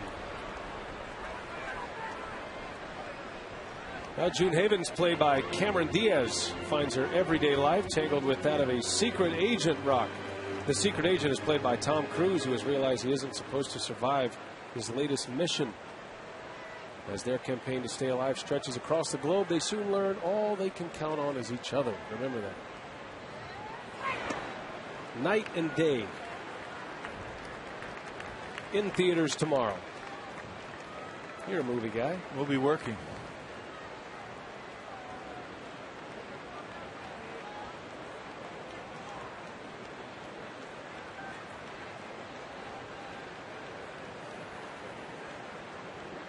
Full count to Morneau. Brewers looking for a ground ball here. Narveson trying to keep Hudson close. He doesn't look like he's interested in running. Yeah, Hudson with 5 stolen bases this year has not been caught. You know, the Twins don't run much as a team except for Denard Span. Denard Span 14 for 15 in stolen bases. 3-2 pitch. Runner goes and a foul out of play.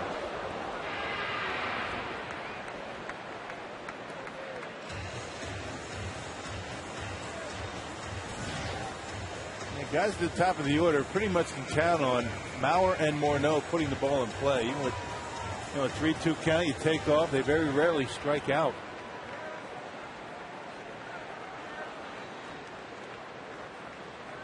Morneau's 2 RBI single in the first came with 2 strikes. 4-3 Milwaukee. The Brewers come back. They score 4 in the 4th. Hudson takes off again, and a hot ground ball foul by Morneau. The O-Dog retreats.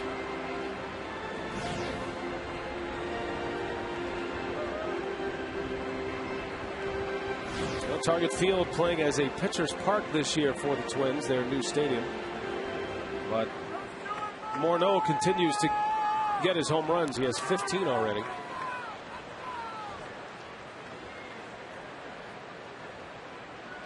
And they throw to first. They got him picked off. And Escobar will track down Hudson. You talk about a no-no right there with Morneau at the plate. Narveson picks off Orlando Hudson. It will officially go down as a caught stealer. Yeah, just caught napping right there. It didn't even look like he was going to take off the second base on the 3-2 count. Actually took a step back. Boy, a nice move by Narveson, who has a decent move, not a great move, but good enough to get Orlando Hudson. Second out of the inning. That's a big out. Now a 3-2 pitch and a called strike 3. Morneau is rung up as Narveson wiggles out of it. A leadoff hit, but he works through Mauer and Morneau, and a scoreless 5th inning for Chris Narveson. The Brewers lead it.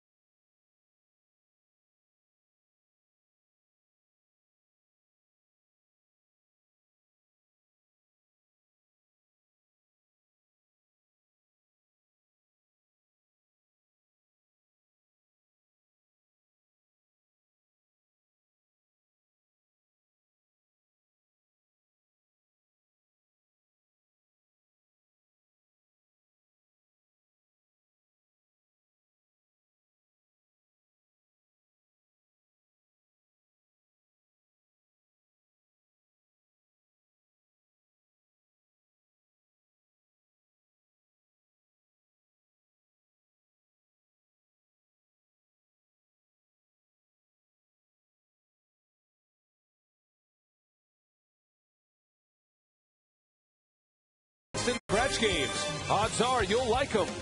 And by Airtran. Go, there's nothing stopping you.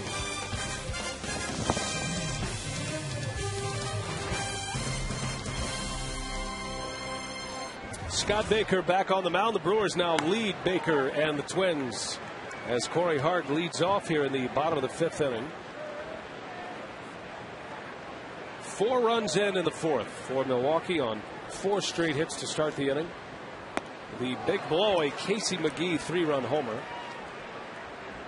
And the pitcher Chris Narveson drove in the go-ahead run.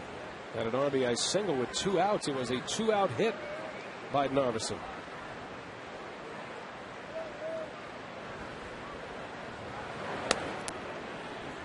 Speaking of night and day, how about Narveson's performance here tonight?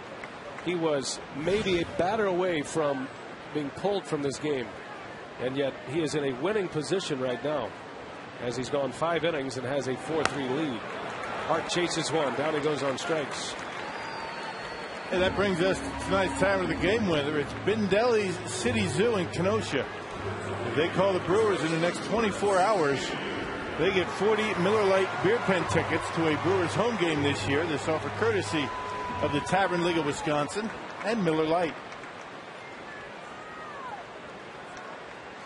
So here's Prince with 1 away.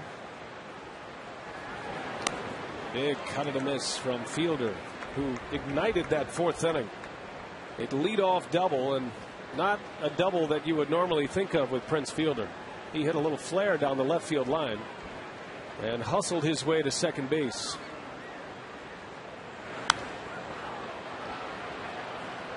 How about the first baseman matching up in this series? And Morneau and Fielder, you see the numbers since 06, puts him in very tall company. Of course, Morneau has been an MVP. Albert Pujols has 3 of them. Teixeira, Ryan Howard, all MVPs on that list.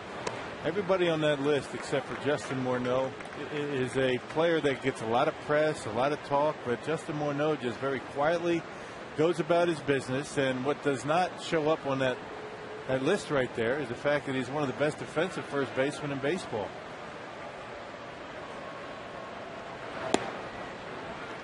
Part of a great tandem in Minnesota, the M&M boys, Morneau and Bauer. Flies under the radar screen during the season. Actually flew under the radar screen when he won the home run hitting contest. That's right. You mean he won the home run hitting contest? Josh Hamilton's big day, but it was Morneau that won it.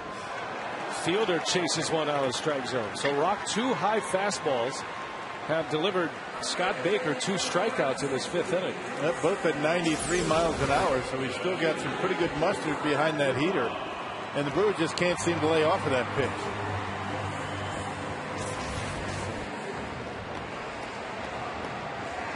Well, Bernie's got company here this week.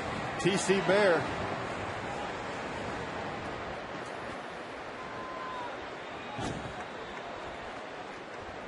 He's so cute at that age.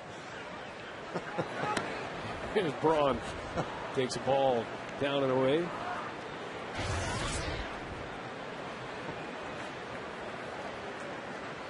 Furry little things.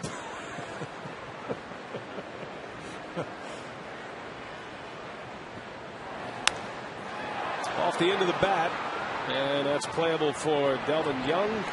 Scott Baker with a bounce back inning. 3 up, 3 down. The Brewers go in order. We head to the 6th. 4-3 Milwaukee.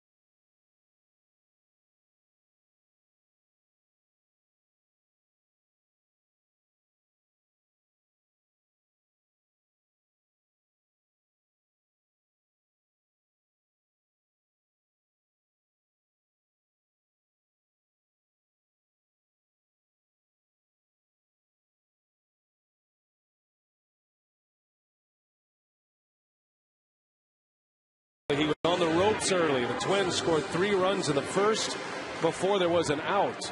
But look what he did in innings 2 through 5. So 4 scoreless innings for Narveson Rock, and he is in line for a victory here today. Man, just can't seem to get away from that big early inning that seems to be his nemesis. But once he does, get through that bad inning, he's able to, correct himself and end up putting together a pretty good outing.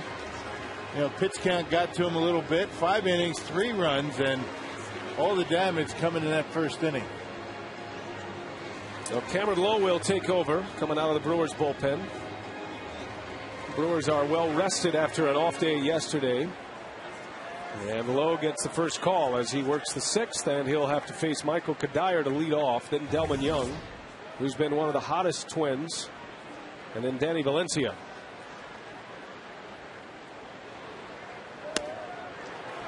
Maybe not so much the 99 pitches overall, but the stressful first inning.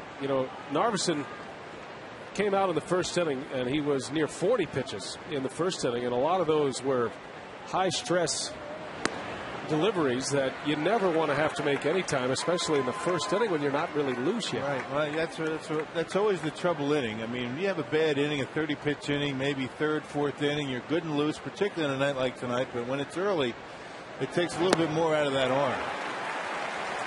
Well, Lowe comes in and strikes out Kadire with that power sinker, and it's 1 away in the 6th. Yeah, 2 great Milwaukee traditions are coming together for just $25. Get 1 Terrace Reserve ticket to the Brewers Giants Series, July 5th through the 8th. A Summerfest general admission ticket, good any day. And a special Brewers Summerfest t-shirt. This offer ends tomorrow. Call 414-902-4000 or visit brewers.com/Summerfest. And we wish our buddy John Bowler and all the gang at Summerfest the best of luck this year. A great run of concerts starting Thursday, and it lasts through the 4th of July, the fireworks out on Lake Michigan. Nice that we're going to be home for a nice stretch of that. Yeah, I think we'll have to go check it out this year. Busy time here in Milwaukee. The Western Amateur is going on as well this week out at Blue Mountain Country Club. It's a great amateur event, one of the biggest in the country. And there's another strikeout. So Cameron Lowe has come in with the zipper ball. How about that sinker? I mean, he's had a nasty sinker since he's come up. And it's been incredible watching. Very seldom is he going to flip up a curveball. But when he keeps it down like that, he starts that ball a little bit above the knees, forget it. It's going to disappear. When he gets in trouble, it straightens out when it's up in the strike zone. Has found his game again, Cameron Lowe, after spending a season in Japan last year, and he wasn't even in the major leagues in Japan most of the season. Spent a lot of that time in the minor leagues. And through the many long hours in the minor leagues, Japanese baseball, he figured out he could be a minimalist on the mound. He could throw that sinker, he'd get a lot of outs, and be efficient. And all of a sudden, he started picking up more strikeouts because of it. Free and easy, not being afraid of contact, and all of a sudden, you keep the ball down, you get the strikeouts. And that's funny the way that works. Well, I've heard of managers taking a pitcher who has a problem of nibbling too much on the mound, setting him right next to the batting cage during BP, and watching all those 65-mile-an-hour fastballs right down the middle end up as outs.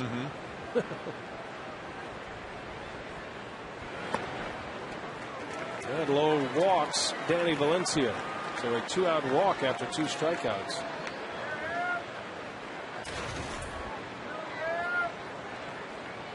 And back to the phone goes Rick Peterson. That was somewhat the talk when the Brewers went to the National League back in '98. That the pitchers now are going to have to grab bats. They're going to realize how tough it is to hit. And they're not going to be afraid so much to pitch to contact. Not sure if that was what happened or not. That made for outstanding fodder on the air, though, I'm sure. We talked about that a lot first month. You and Matt Vasgersian? Yeah. It is not easy to hit. It's not easy to square up even a fastball right down the middle. let alone when you're trying to put a little wrinkle in it and put it on the corners. Well, invariably, a manager will say, you're giving this guy too much credit. Then, of course, you give up a hit with 2 strikes and say, you're giving him way too much play. That's too good of a pitch. Anybody could hit that. It's easy. Yeah. It's easy, except for the man who's standing on that bump. It's a different world up there. Back-to-back strikeouts, then a walk, and now Nick Punto will hit. Pitcher spot is due up next.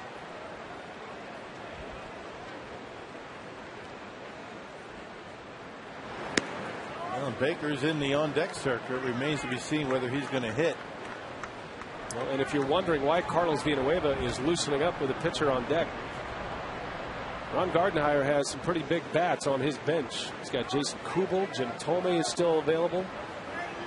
And he just might take that opportunity if Punto extends the inning.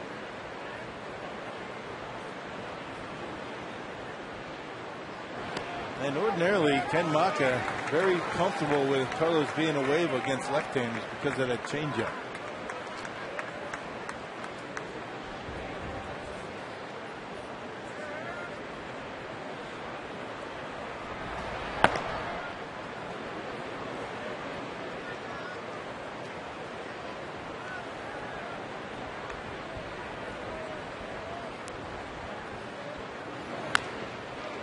Weeks is over. Nice, easy hop for him. He'll take it himself, and the inning is over. So Lowe scored a 6th, and leading off the bottom of the 6th, Casey McGee. He homered his.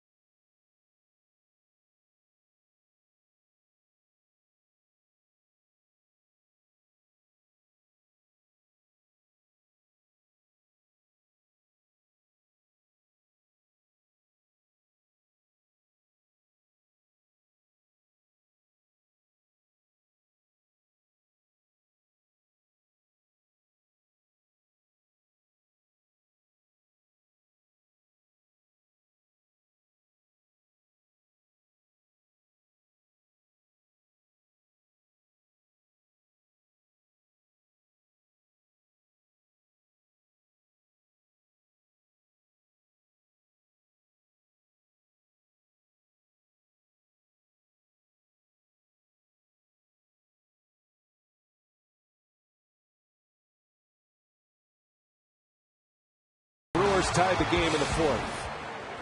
Chris Narveson would add an RBI, a 2-out RBI hit in that 4th inning to put the Brewers on top. So all of the scoring has been contained in 1/2 inning for each club. The Twins with a 3-run 1st inning, and the Brewers with 4 runs in the 4th. And McGee gets under one to center. Span makes a catch, 1 gone here in the 6th. So Baker's still out there working in his 6th inning. He has 5 strikeouts at this point. And Baker has not issued a walk, although he's given up 7 hits. And Rock, 4 of those came in succession in the 4th inning. Well, 3 of them extra base hits, including that Casey McGee home run. But this will be his last inning, you would figure. He's set to lead off the top of the 7th. Edmonds was a big part of the rally in the 4th inning, had a double, and he scored the 4th run. It was a hustle double and a crafty slide by the 40-year-old Edmonds.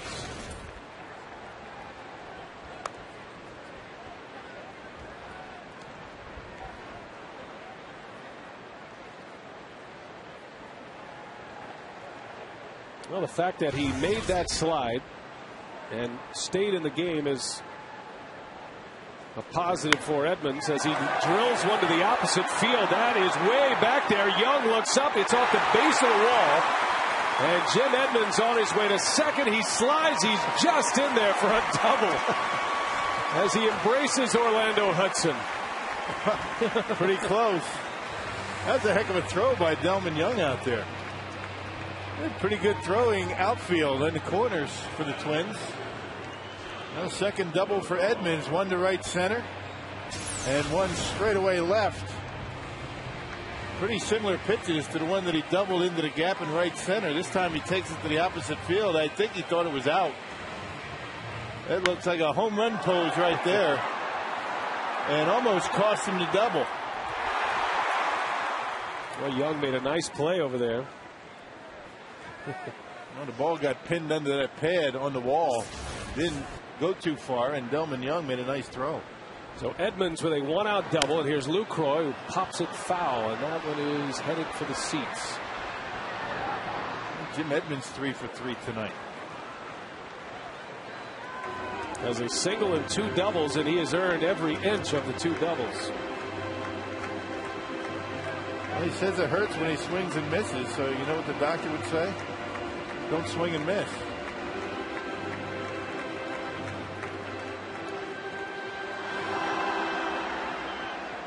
So with 3 hits tonight, so far no pain. 0 for 3 with strikeout. That shoulder's barking. Ice all over you after the game.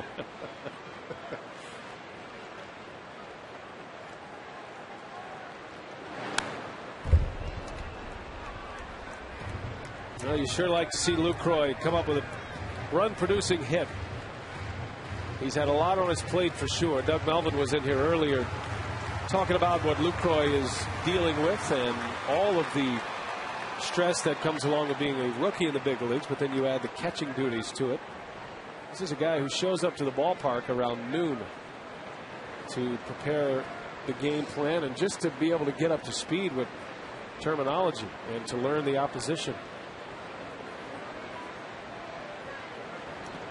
And he chases one in the dirt. Mauer blocks it.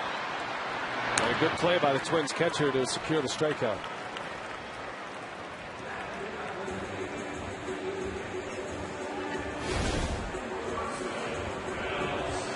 Hey, Brewers fans, you can vote up to 25 times at Brewers.com. Vote for your favorite Brewers at Brewers.com. Vote early, vote often. Voting ends July 1st. Go to Brewers.com now. And that's per email account as well. So just keep logging some email accounts and keep it going.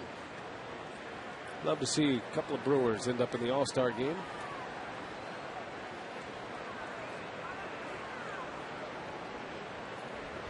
Runner at second still with Escobar at the plate. Baker has had a lot of success against the 2 rookies here tonight. 0 for 5 between Lucroy and Escobar with 3 strikeouts. As Todd Coffey gets loose.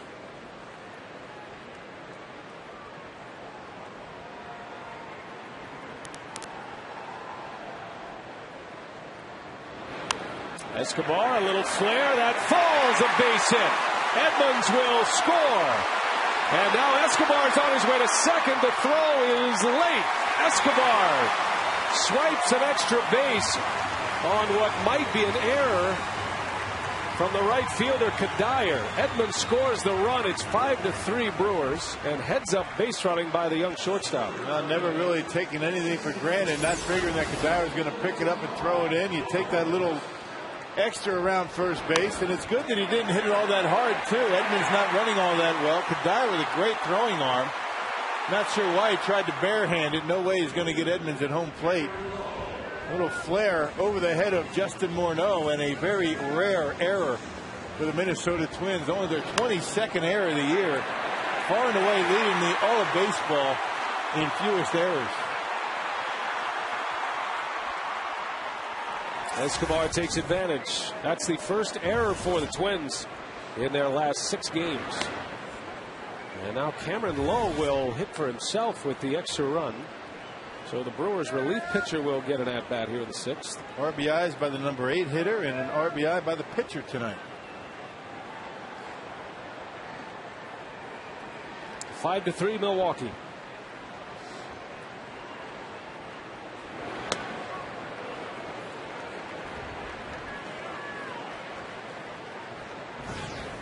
Well, you just wonder if the extra run made up Maka's mind to send Lowe up there to hit.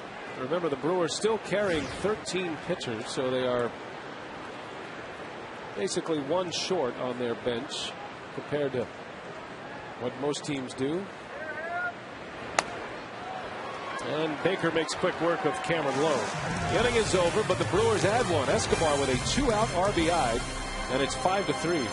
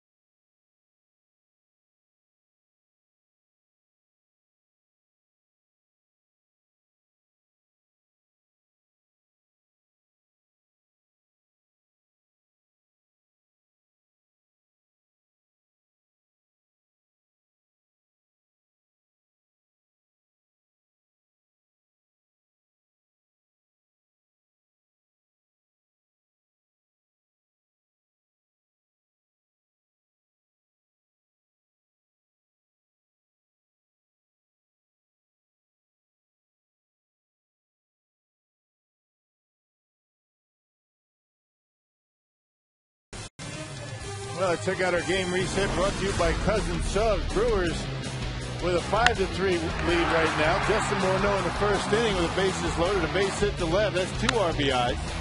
Casey McGee in the 4th, a 3-run home run, now with 50 RBIs on the season.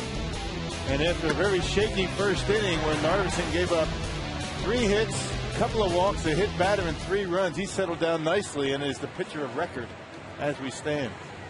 Cousins Subs game reset. A 2-run lead for Milwaukee as we head to the 7th. And with the pitcher spot coming up for Ron Gardenhire, Scott Baker is lifted from the game, and Jason Kubel will come on to hit. Well, certainly the Twins are hurt by the National League rules here, but they also have some big boppers coming off their bench. And Kubel is the first one out. And he lines one foul. He might have broken his bat. Interesting that Ron Gardenhire used one of his big home run hitters to lead off an inning down by a couple of runs. And Matt Tolbert, a switch hitter, he's on the bench. Brendan Harris, more of a singles type hitter. But hey, things have been working pretty well for the Twins so far this year. 0-2 on Kubel. There's Jim Thome. Would you see that home run he hit in Philadelphia? Yeah. Saturday night. The former Philly. He hit one at least 450 feet to straightaway center. He's amazing. Kubel might have the biggest hit of the year for the Twins when he had a grand slam home run against Mariano Rivera at Yankee Stadium back in May. Ended up being the game winner for the Twins, and it was their first win against the Yankees at the new Yankee Stadium. I mean, you just don't go deep against Mariano Rivera, especially with men on base. That was an 8th inning grand slam in the May 16th at new Yankee Stadium. Even at his age, Mariano Rivera getting an inning plus save, and he does that on a regular basis. Kubel a strikeout victim here in the 7th. And Lowe is cruising along here. All right, nice slider down and in, getting Jason Kubel. And all fastballs, then a little bit of a wrinkle. Nice pitch. Homestand just beginning, and a long stretch of home games just starting. Our Miller Lite What's on Tap. The Twins will be here until Thursday, all on Fox Sports Wisconsin, and then the Mariners come to town Friday. So the American League invades Miller Park this week. The Brewers are going to miss Felix Hernandez and Cliff Lee of the Mariners. It's unfortunate. Sad for fans, happy for hitters.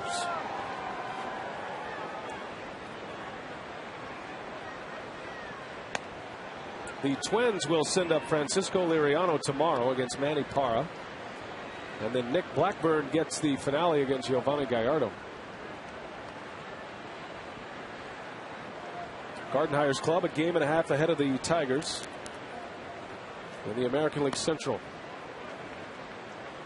The Twins will play the Tigers 6 times before the All-Star break. So that picture will start to come into focus a little bit.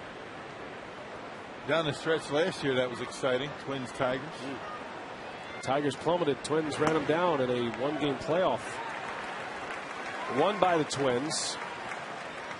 Then they would play the Yankees in the first round, and they were swept by New York.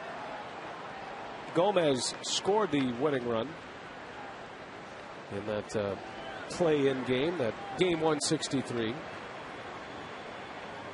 as a member of the Twins.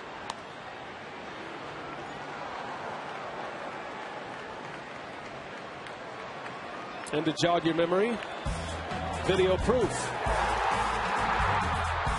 Gomez scores the run, and Lexi Casilla delivered the big hit. That was the game winner in extra innings.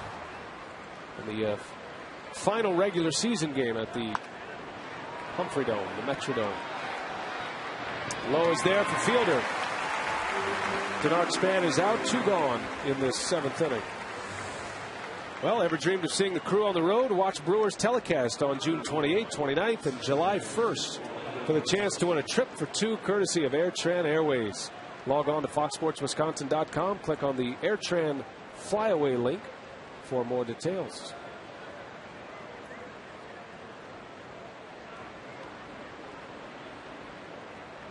Two gone for Cameron Lowe here.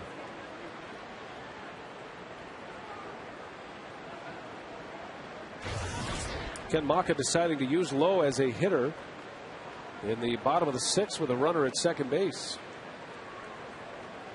Craig Counts was on the on-deck circle while Escobar was up there at the plate.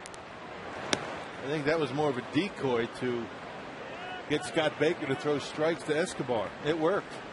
Escobar delivered with the 2-out RBI hit.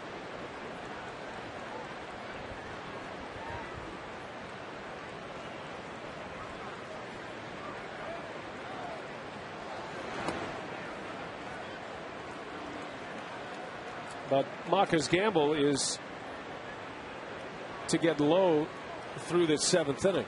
And it'd be nice to be able to end it right here without having to deal with Joe Mauer.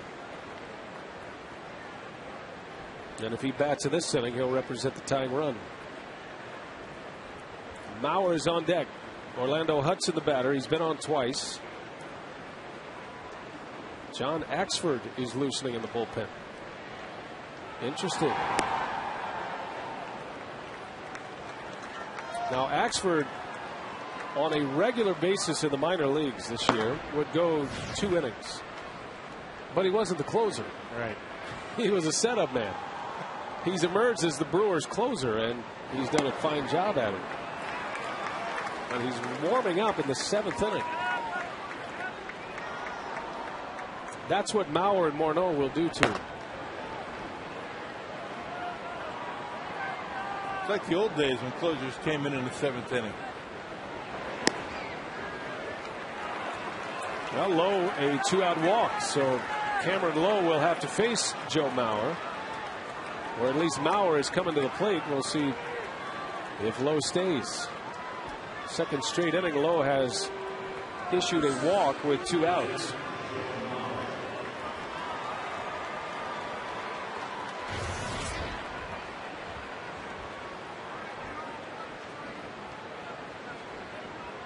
So Cameron Lowe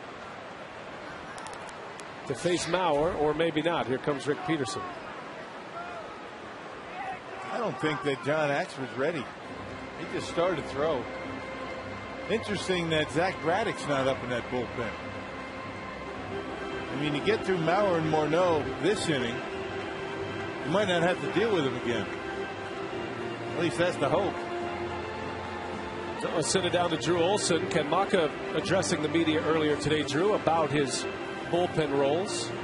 He did, BA, and Ken Maka told us before the game that with the way Trevor Hoffman threw the ball in his last outing over the weekend, that he wouldn't feel nervous about putting him back out there for the 9th inning. He kind of hinted at the possibility. Then he admitted that he's putting him out there on a plank, is what Ken said. And it might get sawed off behind him if it doesn't work out. But he said with the outing that Hoffman had and the confidence he has in him, maybe today's the day. And it could be, especially as you see Axford loosening in the 7th. And all of that, and Cameron Lowe is going to face Joe Mauer, representing the tying run here in the 7th. Putting him out on a plank? Doesn't sound real confident, does it? I was kind of waiting for you to analyze that. Yeah, I was just trying to figure out how I was going to respond to that one.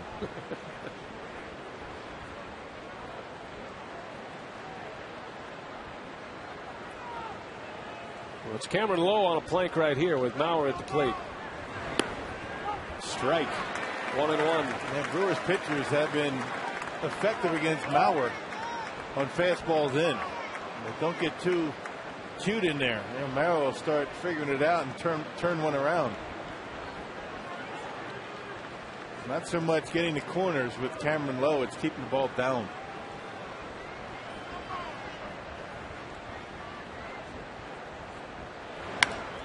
To the opposite field, Braun has it. Inning over. Cameron Lowe does get Mauer on a liner to left. And 2 scoreless innings for Cameron Lowe.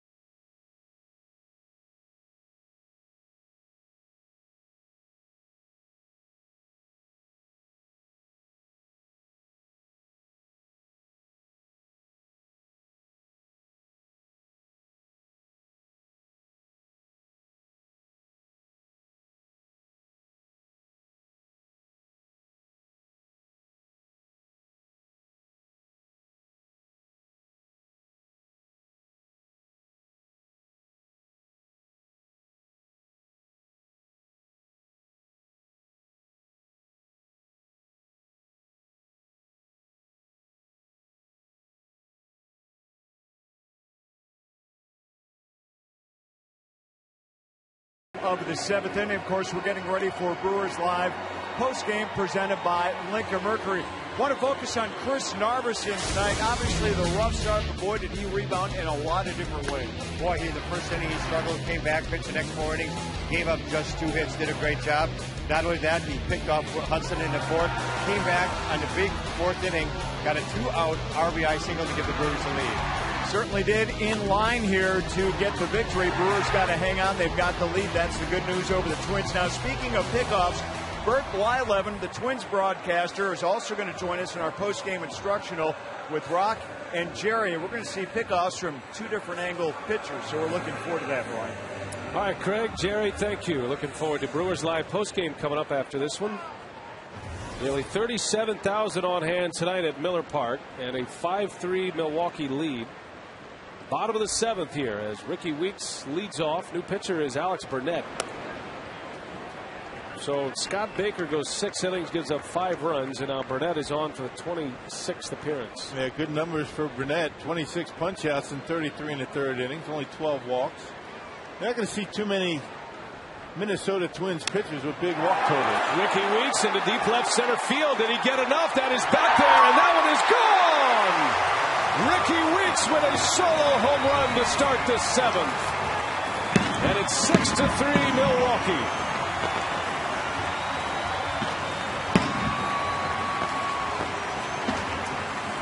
Ricky Weeks with a towering home run. Didn't even sound like he got all that baseball. That only got it down on the trademark just a bit. A fastball, middle in. Only the 2nd home run allowed by Alex Burnett. And Ricky Weeks with number 11. First home run in a while for Ricky. Got to go back to June 6th to find his last homer. Weeks 11 home runs, 38 runs batted in, and it gives the Crew a 3-run lead here in the 7th inning. Chris, he almost hit a grand slam on Sunday in Colorado, missed by about an inch.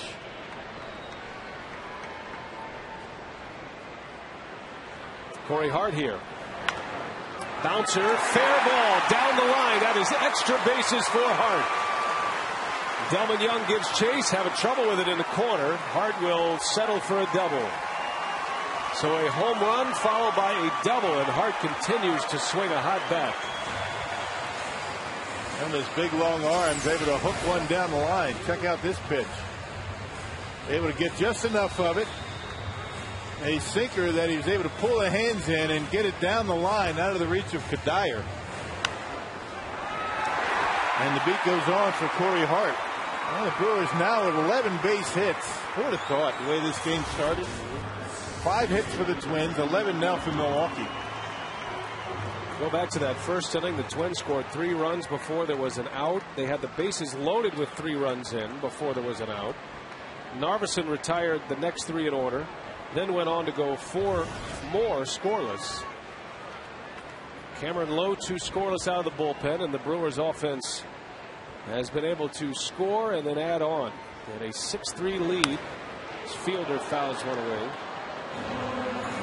Fielder started a 4-run 4th inning. He doubled, a hustle double to start the inning.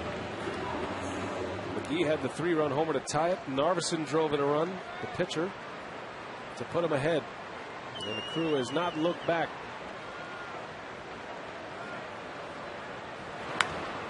Got jammed. A bouncer to Hudson. That'll get the runner to 3rd. So Fielder makes it out, but it's a productive out, and Hart ends up at 3rd base with 1 away, and Ryan Braun coming up. I like to say in golf, good miss hit, right? If you're not going to get the base hit, you get the job done, you move the runner to 3rd base. Keep adding on. Ryan Braun is in our Wendy's at the plate tonight. 2 hits. He scored a run. He is 2 for 3. And a batting average that is at .308.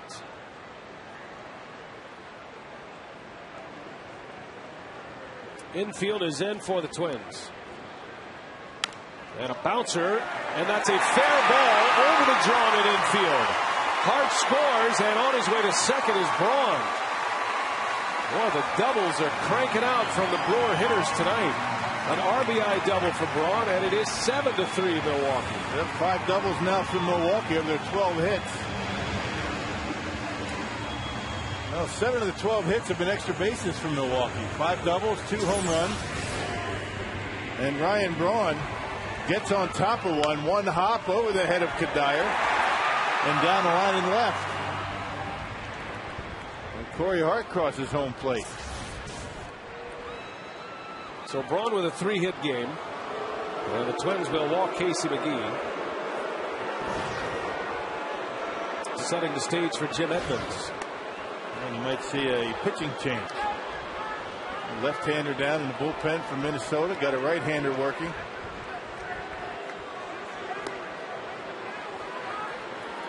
Gardenhire has moved to the top step.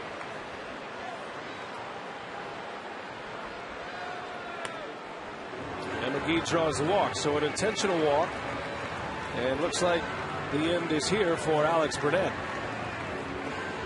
3 hits, a walk, and at this point, 2 runs. We'll set up the new hurler. The lefty is coming in to face Edmonds right after this.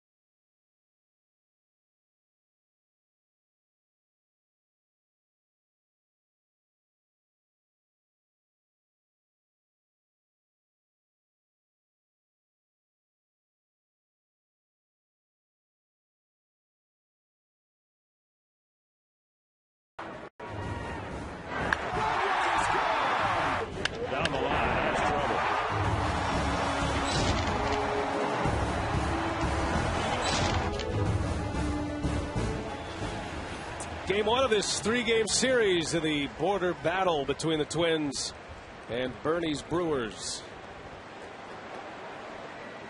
Jim Edmonds is on to hit, and a new pitcher. Gardenhire goes with his left-hander, Ron Mahay. 2 men aboard, just 1 out. Braun at second, McGee over at first. And 2 runs in. It is 7-3 Brewers. Big cut from Edmonds.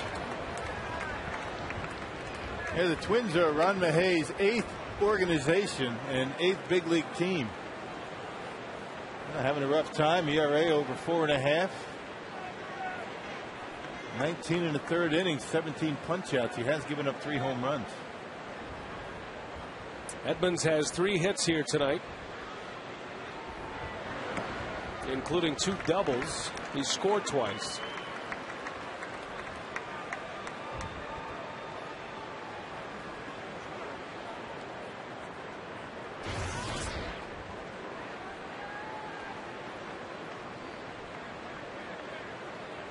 Edmonds has had to earn both of his extra base hits tonight. A couple of close plays at second base. They played Jim Edmonds straight away, both in the infield and the outfield. They've actually got Denard Span shaded toward left, respecting Edmonds' opposite field power. Got a lot of room in right center and down the right field line.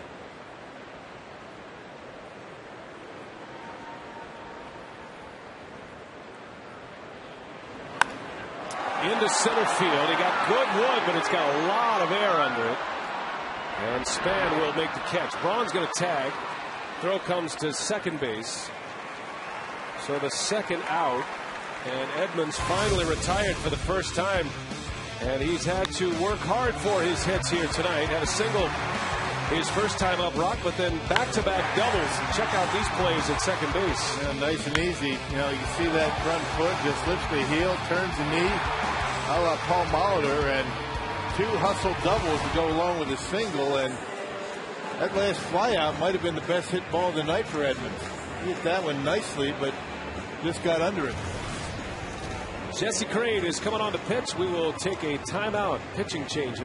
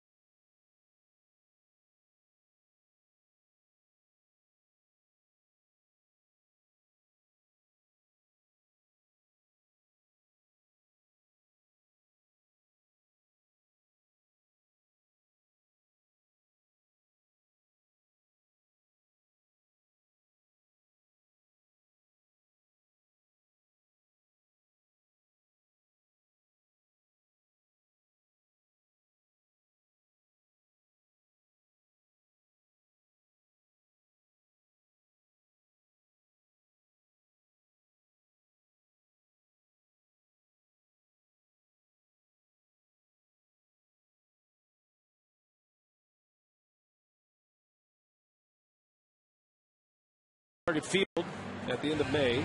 First round of this interleague battle, and now Jesse Crain is on the pitch. So Gardenhire goes with 3 relievers in the 7th inning. 2 runs are in, and Crain is up there to face Jonathan Lucroy. And Ron Gardenhire feels as though he can't get behind anymore, so he's going to go with the matchups that he likes. Jesse Crain on for the 29th time. He works a lot. Started out with a right-hander, went with Mahay for 1 inning or 1 out, and now Jesse Crain. Lucroy has had some base runners on here tonight. He is 0 for 3, a couple of strikeouts. And a pretty good looking slider from Jesse Crain buckles his knees. Yeah, one of his best pitches. Also has a pretty good sinker. A fastball that, you know, in the low 90s with some pretty good sink on it. Wasn't exactly a get over breaking ball, was it? A jelly legger.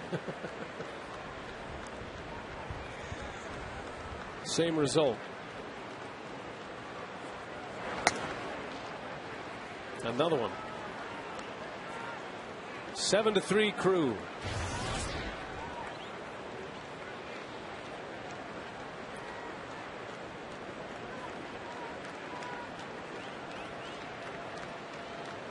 Lucroy trying to break the seal and drive at his first run of his major league career.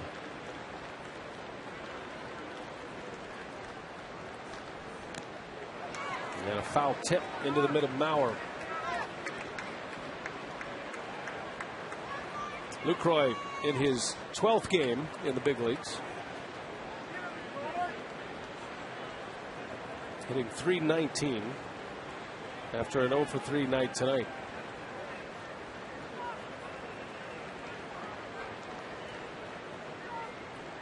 And he has been down in the count, 2 strikes, all 4 times up here tonight. I'm not sure where Jesse Crain thinks Casey McGee's going. Casey not a base burner. That's exactly what he's saying to Morneau. What's he throwing over here for? Go to home. Should I just stand on the base? He's got not much of a lead. Hands on the knees.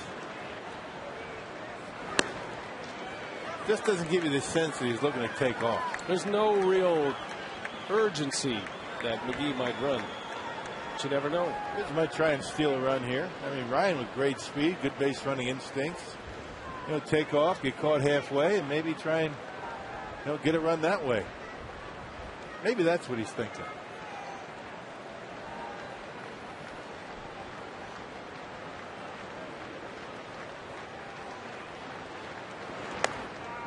Full count. Lucroy has worked it to 3-2 now. And now Casey McGee will run. Guaranteed.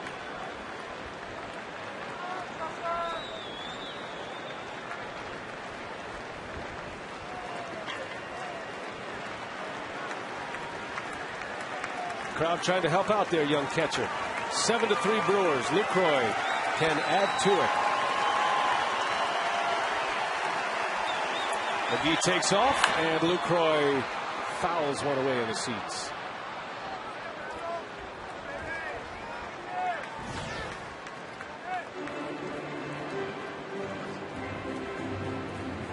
Inning started with a Ricky Weeks home run. Then Hart doubled, Braun then doubled to score Corey. 2 runs are in. Braun has a 3-hit game. And his 46th run batted in.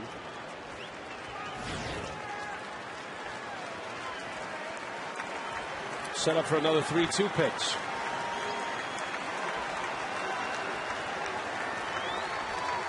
McGee takes off, and Lucroy almost hit. That's ball 4. The bases are loaded for Escobar.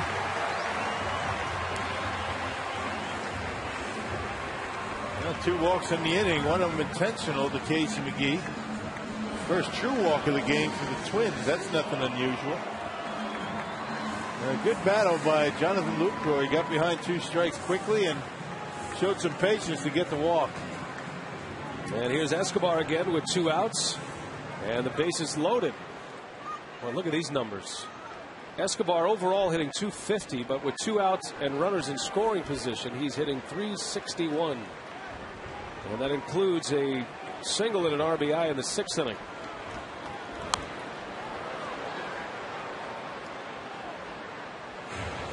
That's the kind of things that hitting coaches are very aware of. Escobar is a plus 300 hitter with the bases loaded in his 12 chances. And it's usually guys that make good contact that do well in those situations, not trying to muscle up, doesn't strike out much. Put the ball in play. Give yourself a chance.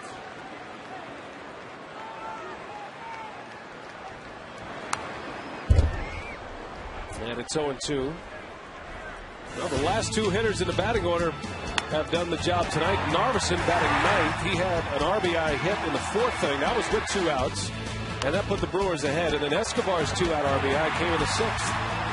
Gave the Crew a 2-run lead at the time. 13 RBIs coming from the Brewer pitching staff this year. Not too shabby. Wouldn't be something that Narveson's RBI, the one that put him ahead, is the one that gets him a win. Escobar pops it up. That is going to stay playable for Morneau. And the inning is over. So the Brewers strand the bases loaded, but they score twice. And it's 7-3.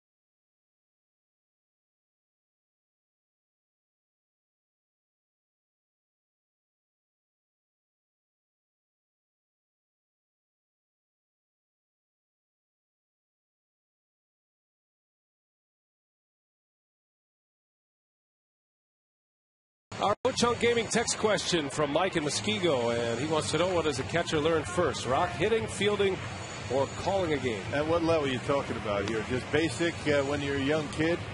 I'll say at the major league level. How about that?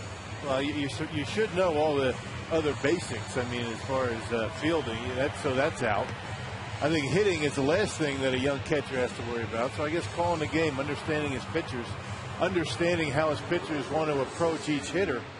So not only do you have to understand your pitchers, your starting rotation, your bullpen, you have to get a sense for what opposing hitters are trying to do when they're going up to the plate. So that's the most difficult thing for any young catcher to figure out. And ordinarily, you've got a veteran catcher helping you along, but in this case, the Brewers do not. Learning on the fly as Todd Coffey is on to pitch. Coffey returning to the ball club after a thumb injury had him down for about 3 weeks. He injured his thumb, his right thumb, while hitting. And you can imagine how important that thumb is for a right-handed pitcher, especially a guy who has a power sinker ball in Todd Coffey. So he made a rehabilitation appearance in Nashville on Friday, and here he is back on the big league mound at Miller Park.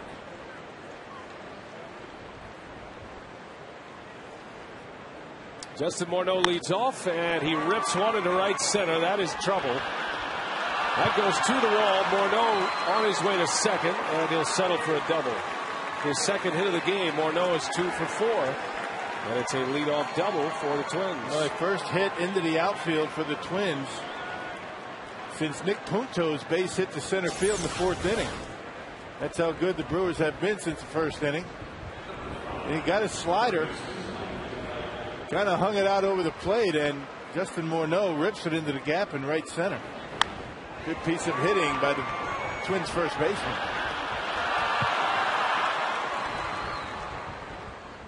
A little bit too much to the plate. I mean, right down the middle, actually middle third.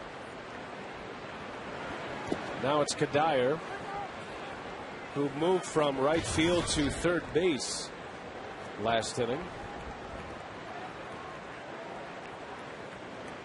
All part of Gardenhire's National League plan. You might see Kadire get a start at third base on Thursday against Gallardo. In order to get Kubel in the lineup, Kubel would play right field. That pitcher spot is in the hold right now, and remember, you've got Jim Thome on that bench. Jeff Manship loosening for the Twins in the bullpen.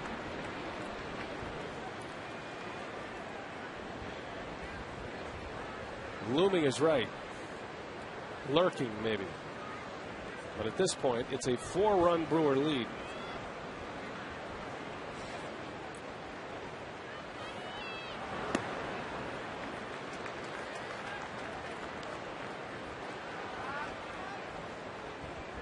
Kadire playing third base for the first time in 5 years.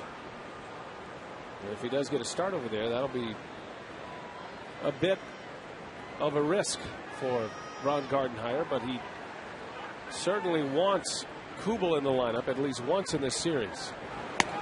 And it's one of the main reasons why Ken Maka rearranged his starting rotation. They had to keep Kubel and Thome on the bench, and perhaps get a bit of an advantage against Mauer and Morneau. But Kadire's an amazing guy. He played first base, second base, he's made his start. Third base, you throw him over there, and you know he's going to hit. Good looking slider on the corner from Coffey. 3-2 to count. Yeah, 3-1 slider from Todd Coffey. A bit of a risk, but he put it right on the corner.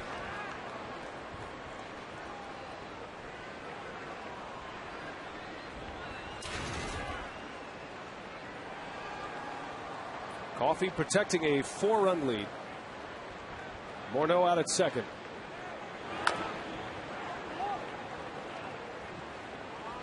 Well, Todd Coffey went to Nashville. He said he even gave it a little extra squeeze when he was pitching in a game to make sure his right thumb was healed. And I saw him before the game. He goes, no problems. I'm 100%. And you never know. Maybe the little break from pitching might have done him some good. Well, you know that arm's feeling pretty good, maybe too good. You know how Coffey is. He likes a lot of work. Sometimes a sinker baller can feel too strong. man. Gracious. How do you call that a ball? You kidding me? You reward a guy for not swinging at that pitch? My goodness. Wow.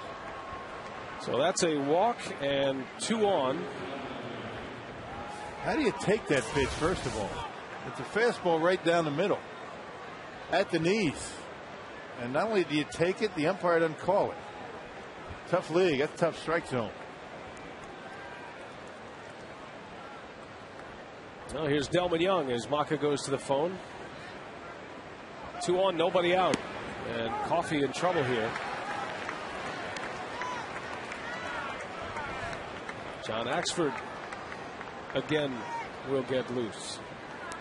Axford was throwing in the 7th inning, and he warmed up quickly to possibly come into the game. So it'll be the last time he can get loose without entering the game. And it's not going to take him long either. Into center field. That is well hit. Jim Edmonds on the run. Can't get it. Morneau around third. He'll try to score. Right behind him is Kadire. The throw to the plate.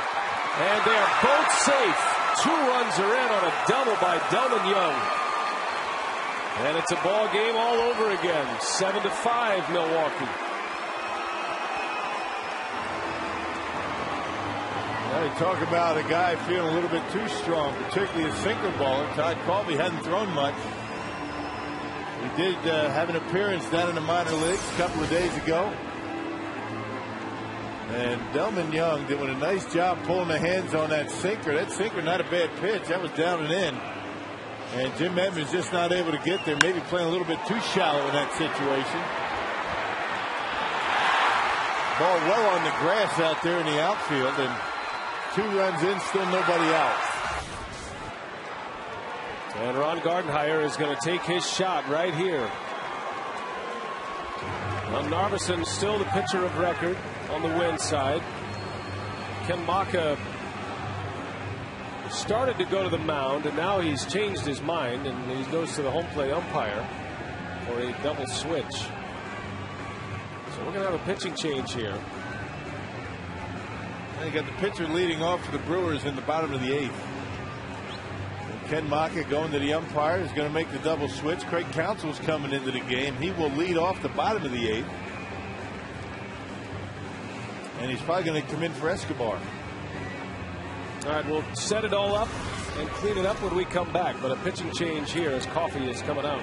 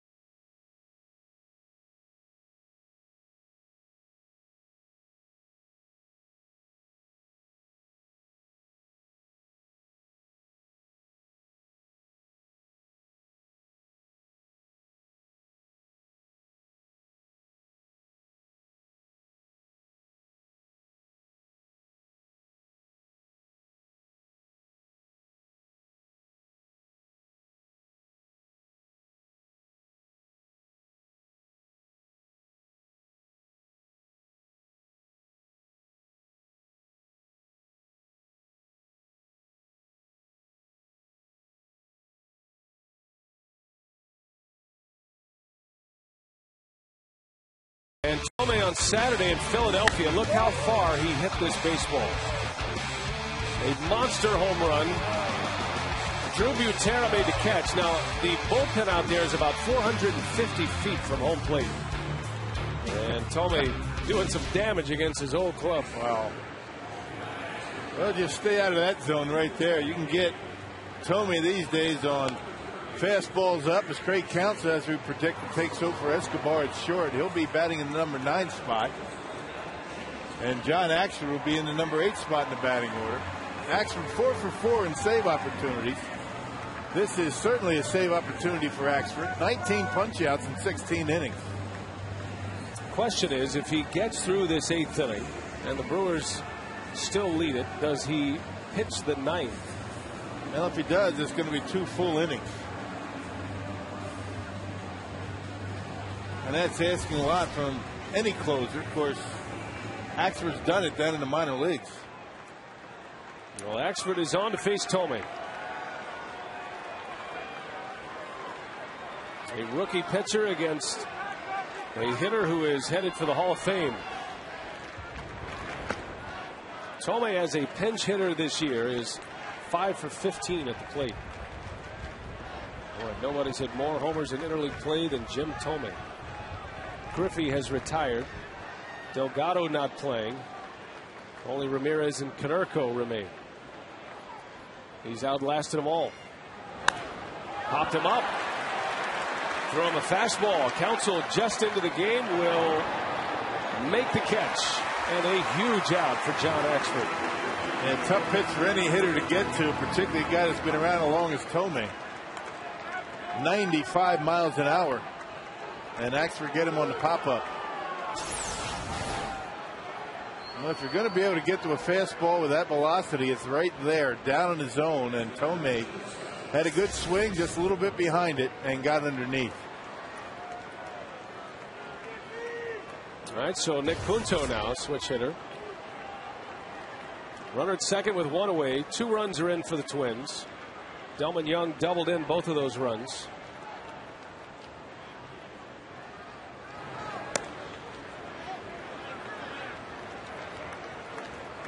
Punto tonight is 1 for 3. Had a single in the 4th inning. Well, Jim Edmonds very shallow again in center field. Now, the last thing you want is for Punto to hit one over your head and have he get into scoring position.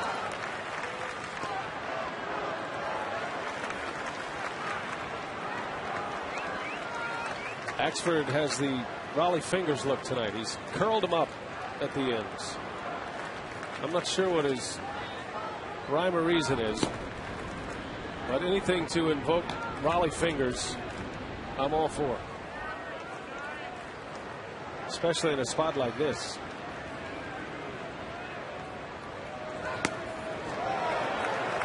Three balls, no strikes. Dangerous hitter is on deck. Jason Kubel, remember, pinch hit and then stayed in the game. So he's got a home run hitter coming up next. And Nick Punto doing what he can to get on base, check him out, and have the bat in his hand.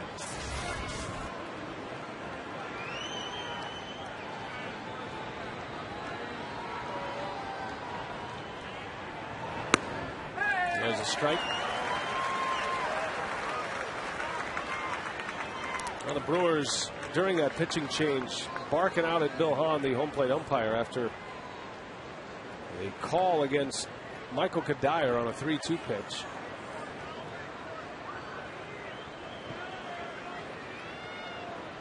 Kadire walked and then he scored the run. Swing and a miss. How about that? A 3-1 breaking ball from John Axford. And Nick Punto swings at it in the dirt. He's showing a lot of respect for a guy that has 1 home run. Coffey gave up 2. Delman Young at second, still his responsibility.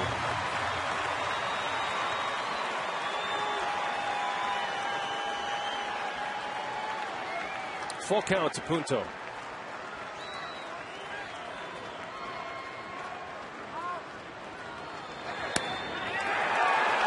And another walk on a close pitch. And Brewers fans are not pleased with the home plate umpire here, and neither is the Brewers skipper.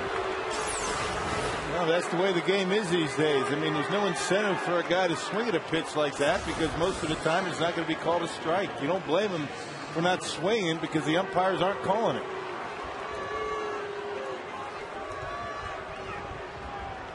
2 pitches to 2 batters in this inning. It could have ended the inning. So here is Kubel representing the go-ahead run at the plate. And Kubel gets jammed. Tied up by a 95-mile-an-hour fastball. Just be careful down and in to this guy. And you saw what he did when Mariano Rivera cut fastball down and in. Especially at that velocity, you got to be careful down in the zone. Kubel's bounced into 5 double plays this year. It's a small number for a power hitter. Good play back there from Luke Croy. Keeps the double play intact. 1 ball, 1 strike.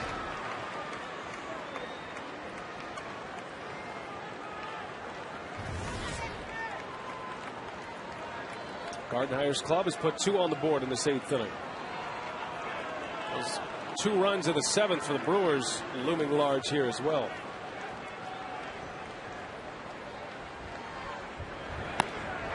Right by him, 95-mile-an-hour fastball elevated, and Kubel is down in the count 1-2. Yeah, that's a tough pitch for anybody to catch up to. That fastball at the belt when you're throwing 95 miles an hour.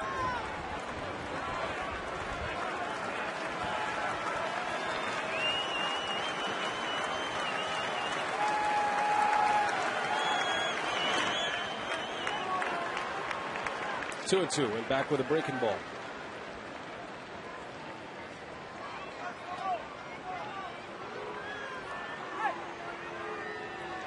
Canadian John Axford. He has been so good for the Brewers since being promoted from AAA Nashville.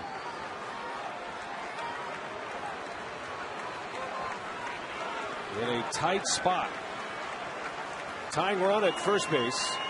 Go ahead run at the plate, and the 2-2 broke his bat. Axford's got it, and he's got a chance for 2. The throw to second is in time. A line drive out turns into a double play, and the Axman is out of it.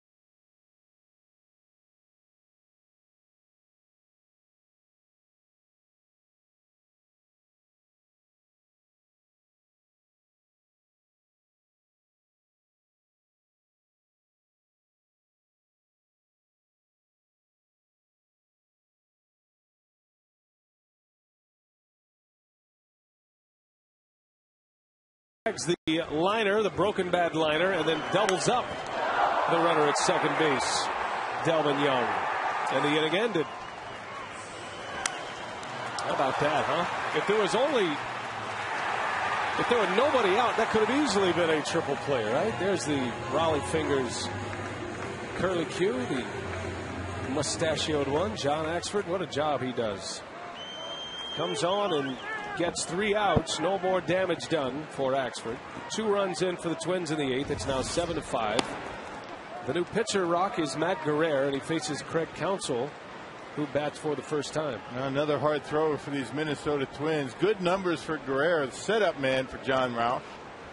33rd appearance already for Guerrero.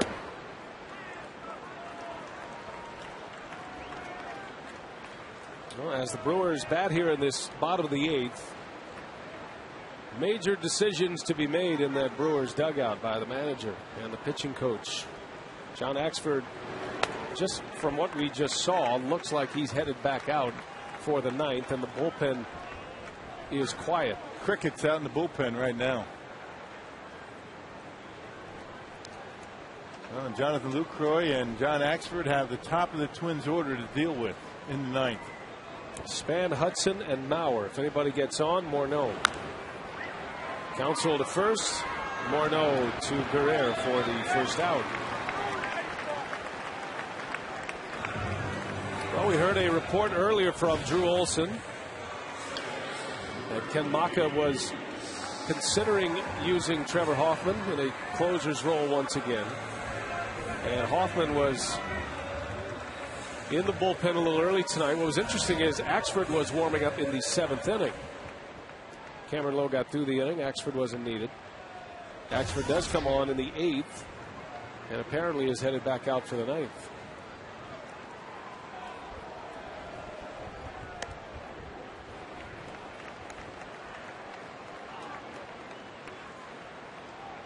Top of the order, Weeks hit a big home run in the 7th.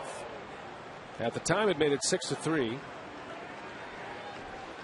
Ricky's first home run since June 6th.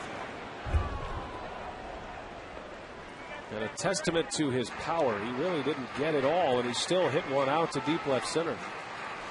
It looked like he got it on down the trademark just a little bit. Didn't miss a sweet spot by much and really didn't extend that contact. Well, was crowding him a little bit, but still able to muscle it into the Brewer bullpen.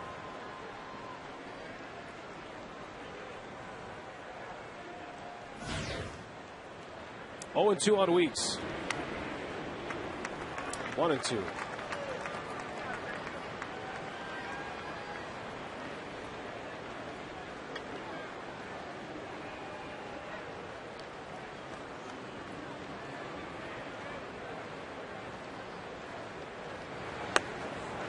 And it's a strike called on the outside corner. Bill Hahn rings up Ricky Weeks. Second out of the inning.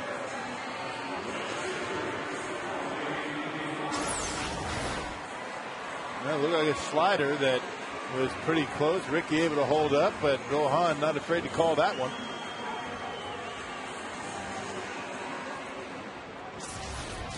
Two gone, and here is Corey Hart.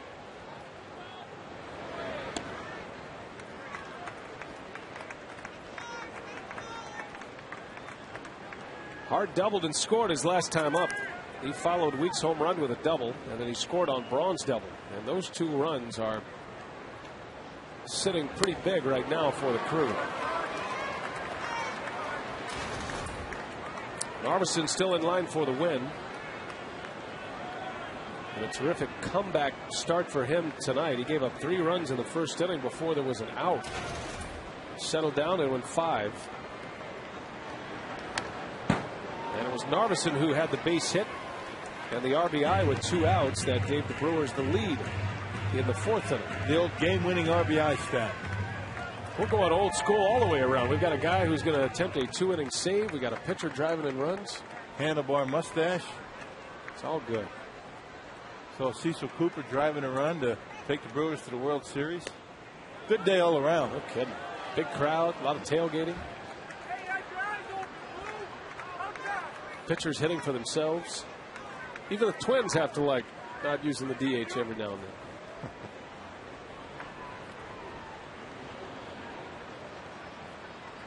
2 balls, 2 strikes on Hart. Into right. A lot of air under it. Ball's traveling tonight. Back is Kubel. He's got it. Boy, that one went a long way. It's an out, and it's the inning, and we head to the 9th. Last call for the Twins.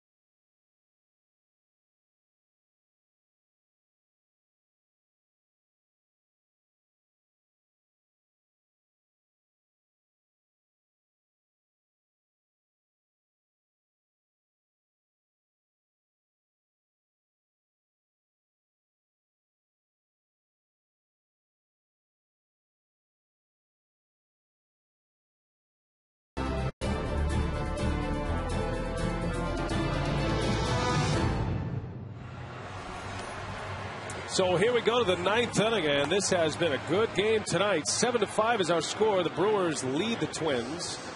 And our Toyota game summary, Casey McGee hit the big home run of this game. He tied it in the 4th, a 3-run homer for McGee. His 12th of the year gives him 50 runs batted in. And then Ricky Weeks homered in the 7th inning to make it 6-3. But that home run at this point is the difference in the game. That's because the Twins came back and scored twice in the 8th. Delvin Young drove in a pair with his second hit of the game. 7-5. Axford trying to get the final 6 outs, and his best fastball gets him ahead of the Twins leadoff hitter, Denard Span.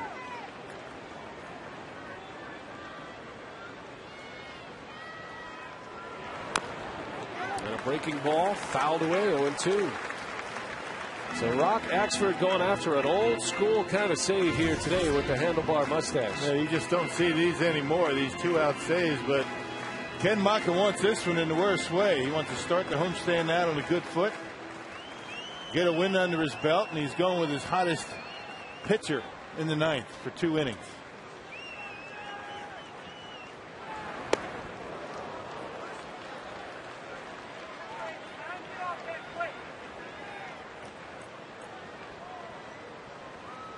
Axford promoted to the big leagues in middle May, on the 15th of May, as a matter of fact. Was not the closer in AAA Nashville. He was the setup man. But he has evolved as the closer for the Brewers here as he misses down and in, 2-2. Hasn't had much success with that slider, that breaking ball that he's been throwing tonight. It's been the fastball that's got him the most success. And when you're throwing 95 miles an hour, you don't have to throw too many breaking balls, particularly when you're not throwing them for strikes anyway. Hitters aren't going to look for it. 2-2 pitch. Look out up there.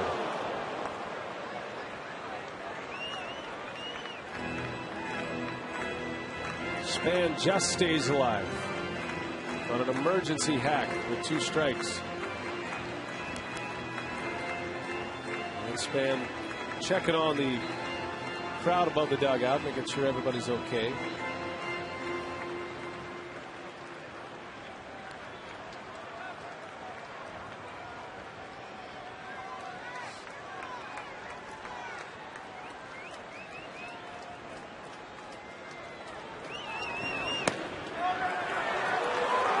Full count.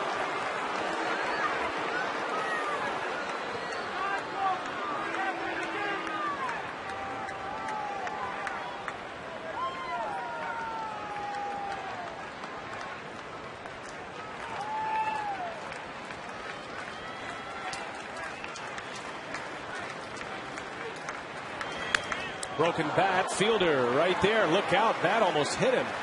Fielder makes a play and 1 gone, and a good battle between Axford and Span, and Axford wins it. 1 gone in the 9th. Well, a nice job by Prince Fielder, really not paying much attention to that bat that was flying at him and able to handle the ground ball all by himself. And have good concentration to see the barrel of a bat coming at you and the baseball. Well, he didn't pay much attention to that bat until he had the baseball and took it himself at first. Here's Hudson. 7-5 Brewers. And here is the key batter in this inning as Axford gets ahead of him. We got Mauer on deck. Still a 2-run lead. Hudson has been on base 3 times tonight. 2 walks and an infield hit.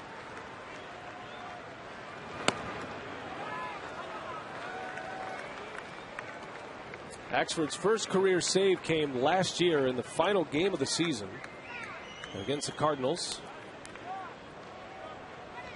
His first save of 2010 against these Twins back on May 23rd.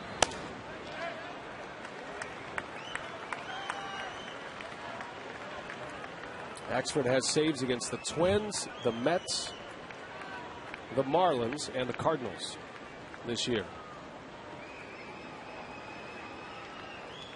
4 saves to go along with his 3 wins.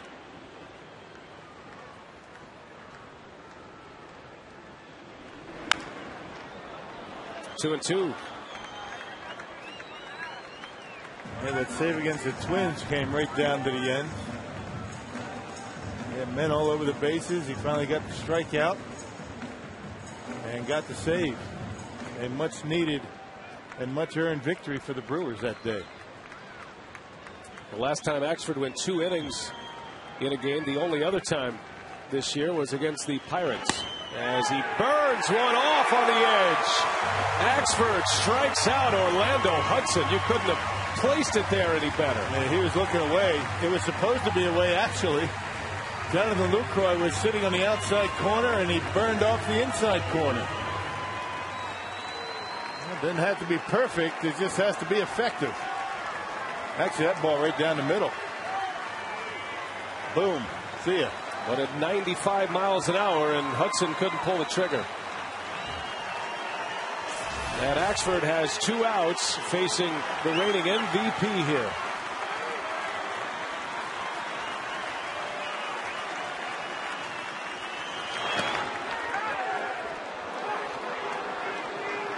Mauer hits with 2 away. Morneau, representing the tying run, is on deck. Mauer is hitless with a walk. Scored a run in that first inning.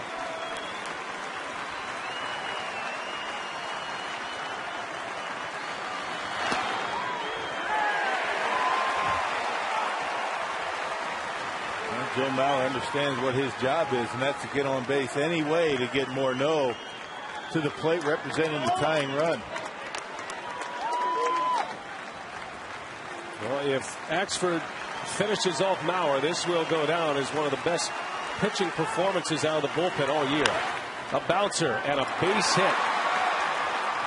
Joe Mauer singles with 2 outs, and in fact the Twins are going to bring the tying run to the plate. It's just such a tough out. I mean, it's hard to keep that guy off the hit column all night. Gave him the fastball. He had plenty behind it, but able to roll it into left field. And Rick Peterson is on his way out. Well, 2 schools of thought here. You know, as you see the base hit by Mauer. It was a good pitch. It was on the corner. It might have been up a little bit, but Mauer didn't hit it all that well. But the fact is, he put the bat on it. Kind of breaking the momentum right here. Rick Peterson going out to talk to John Axford. You know what he's going to do. He's going to try to blow him away with a fastball. That's his pitch.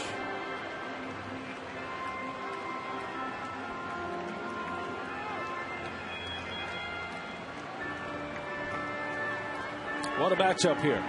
A couple of Canadians going at it. Morneau from British Columbia. Axford from Ontario, and a fastball strike. 96 miles an hour, and Morneau an extra look at Bill Hahn. Well, did look away. Fastball wide, or strike zone widening up a bit.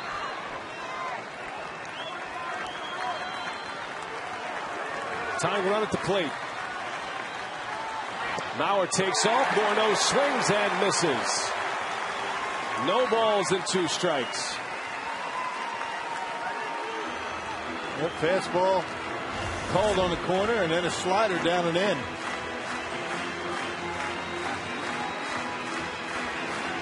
Twins down to their last strike. Can Axford finish off a 6-out save here tonight?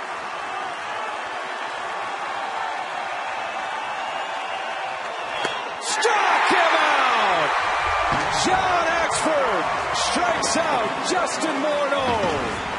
What a performance that was. A 2-inning save for Axford. In the clutch, and the Brewers win it 7-5. Axford, number 5 of the year. Chris Narveson picks up the win. That was impressive, partner. Unbelievable. John Axford, he got Morneau with a slider, and then something again off speed at 85 miles an hour. Menards player of the game, Chris Narveson. He had a terrible first inning. Gave up 3 hits, 3 runs, a couple of walks, and a hit batter. And he really finished off strong. His final 4 innings of work for Narveson, tremendous. And there's that breaking ball, getting Morneau out in front. End of game. Good job. the rookie closer, coming on with his best performance as a pro. Still much more to come on this game. Let's kick it out to Craig Coshun in our Brewers Live set in right field. Craig? All right, Brian.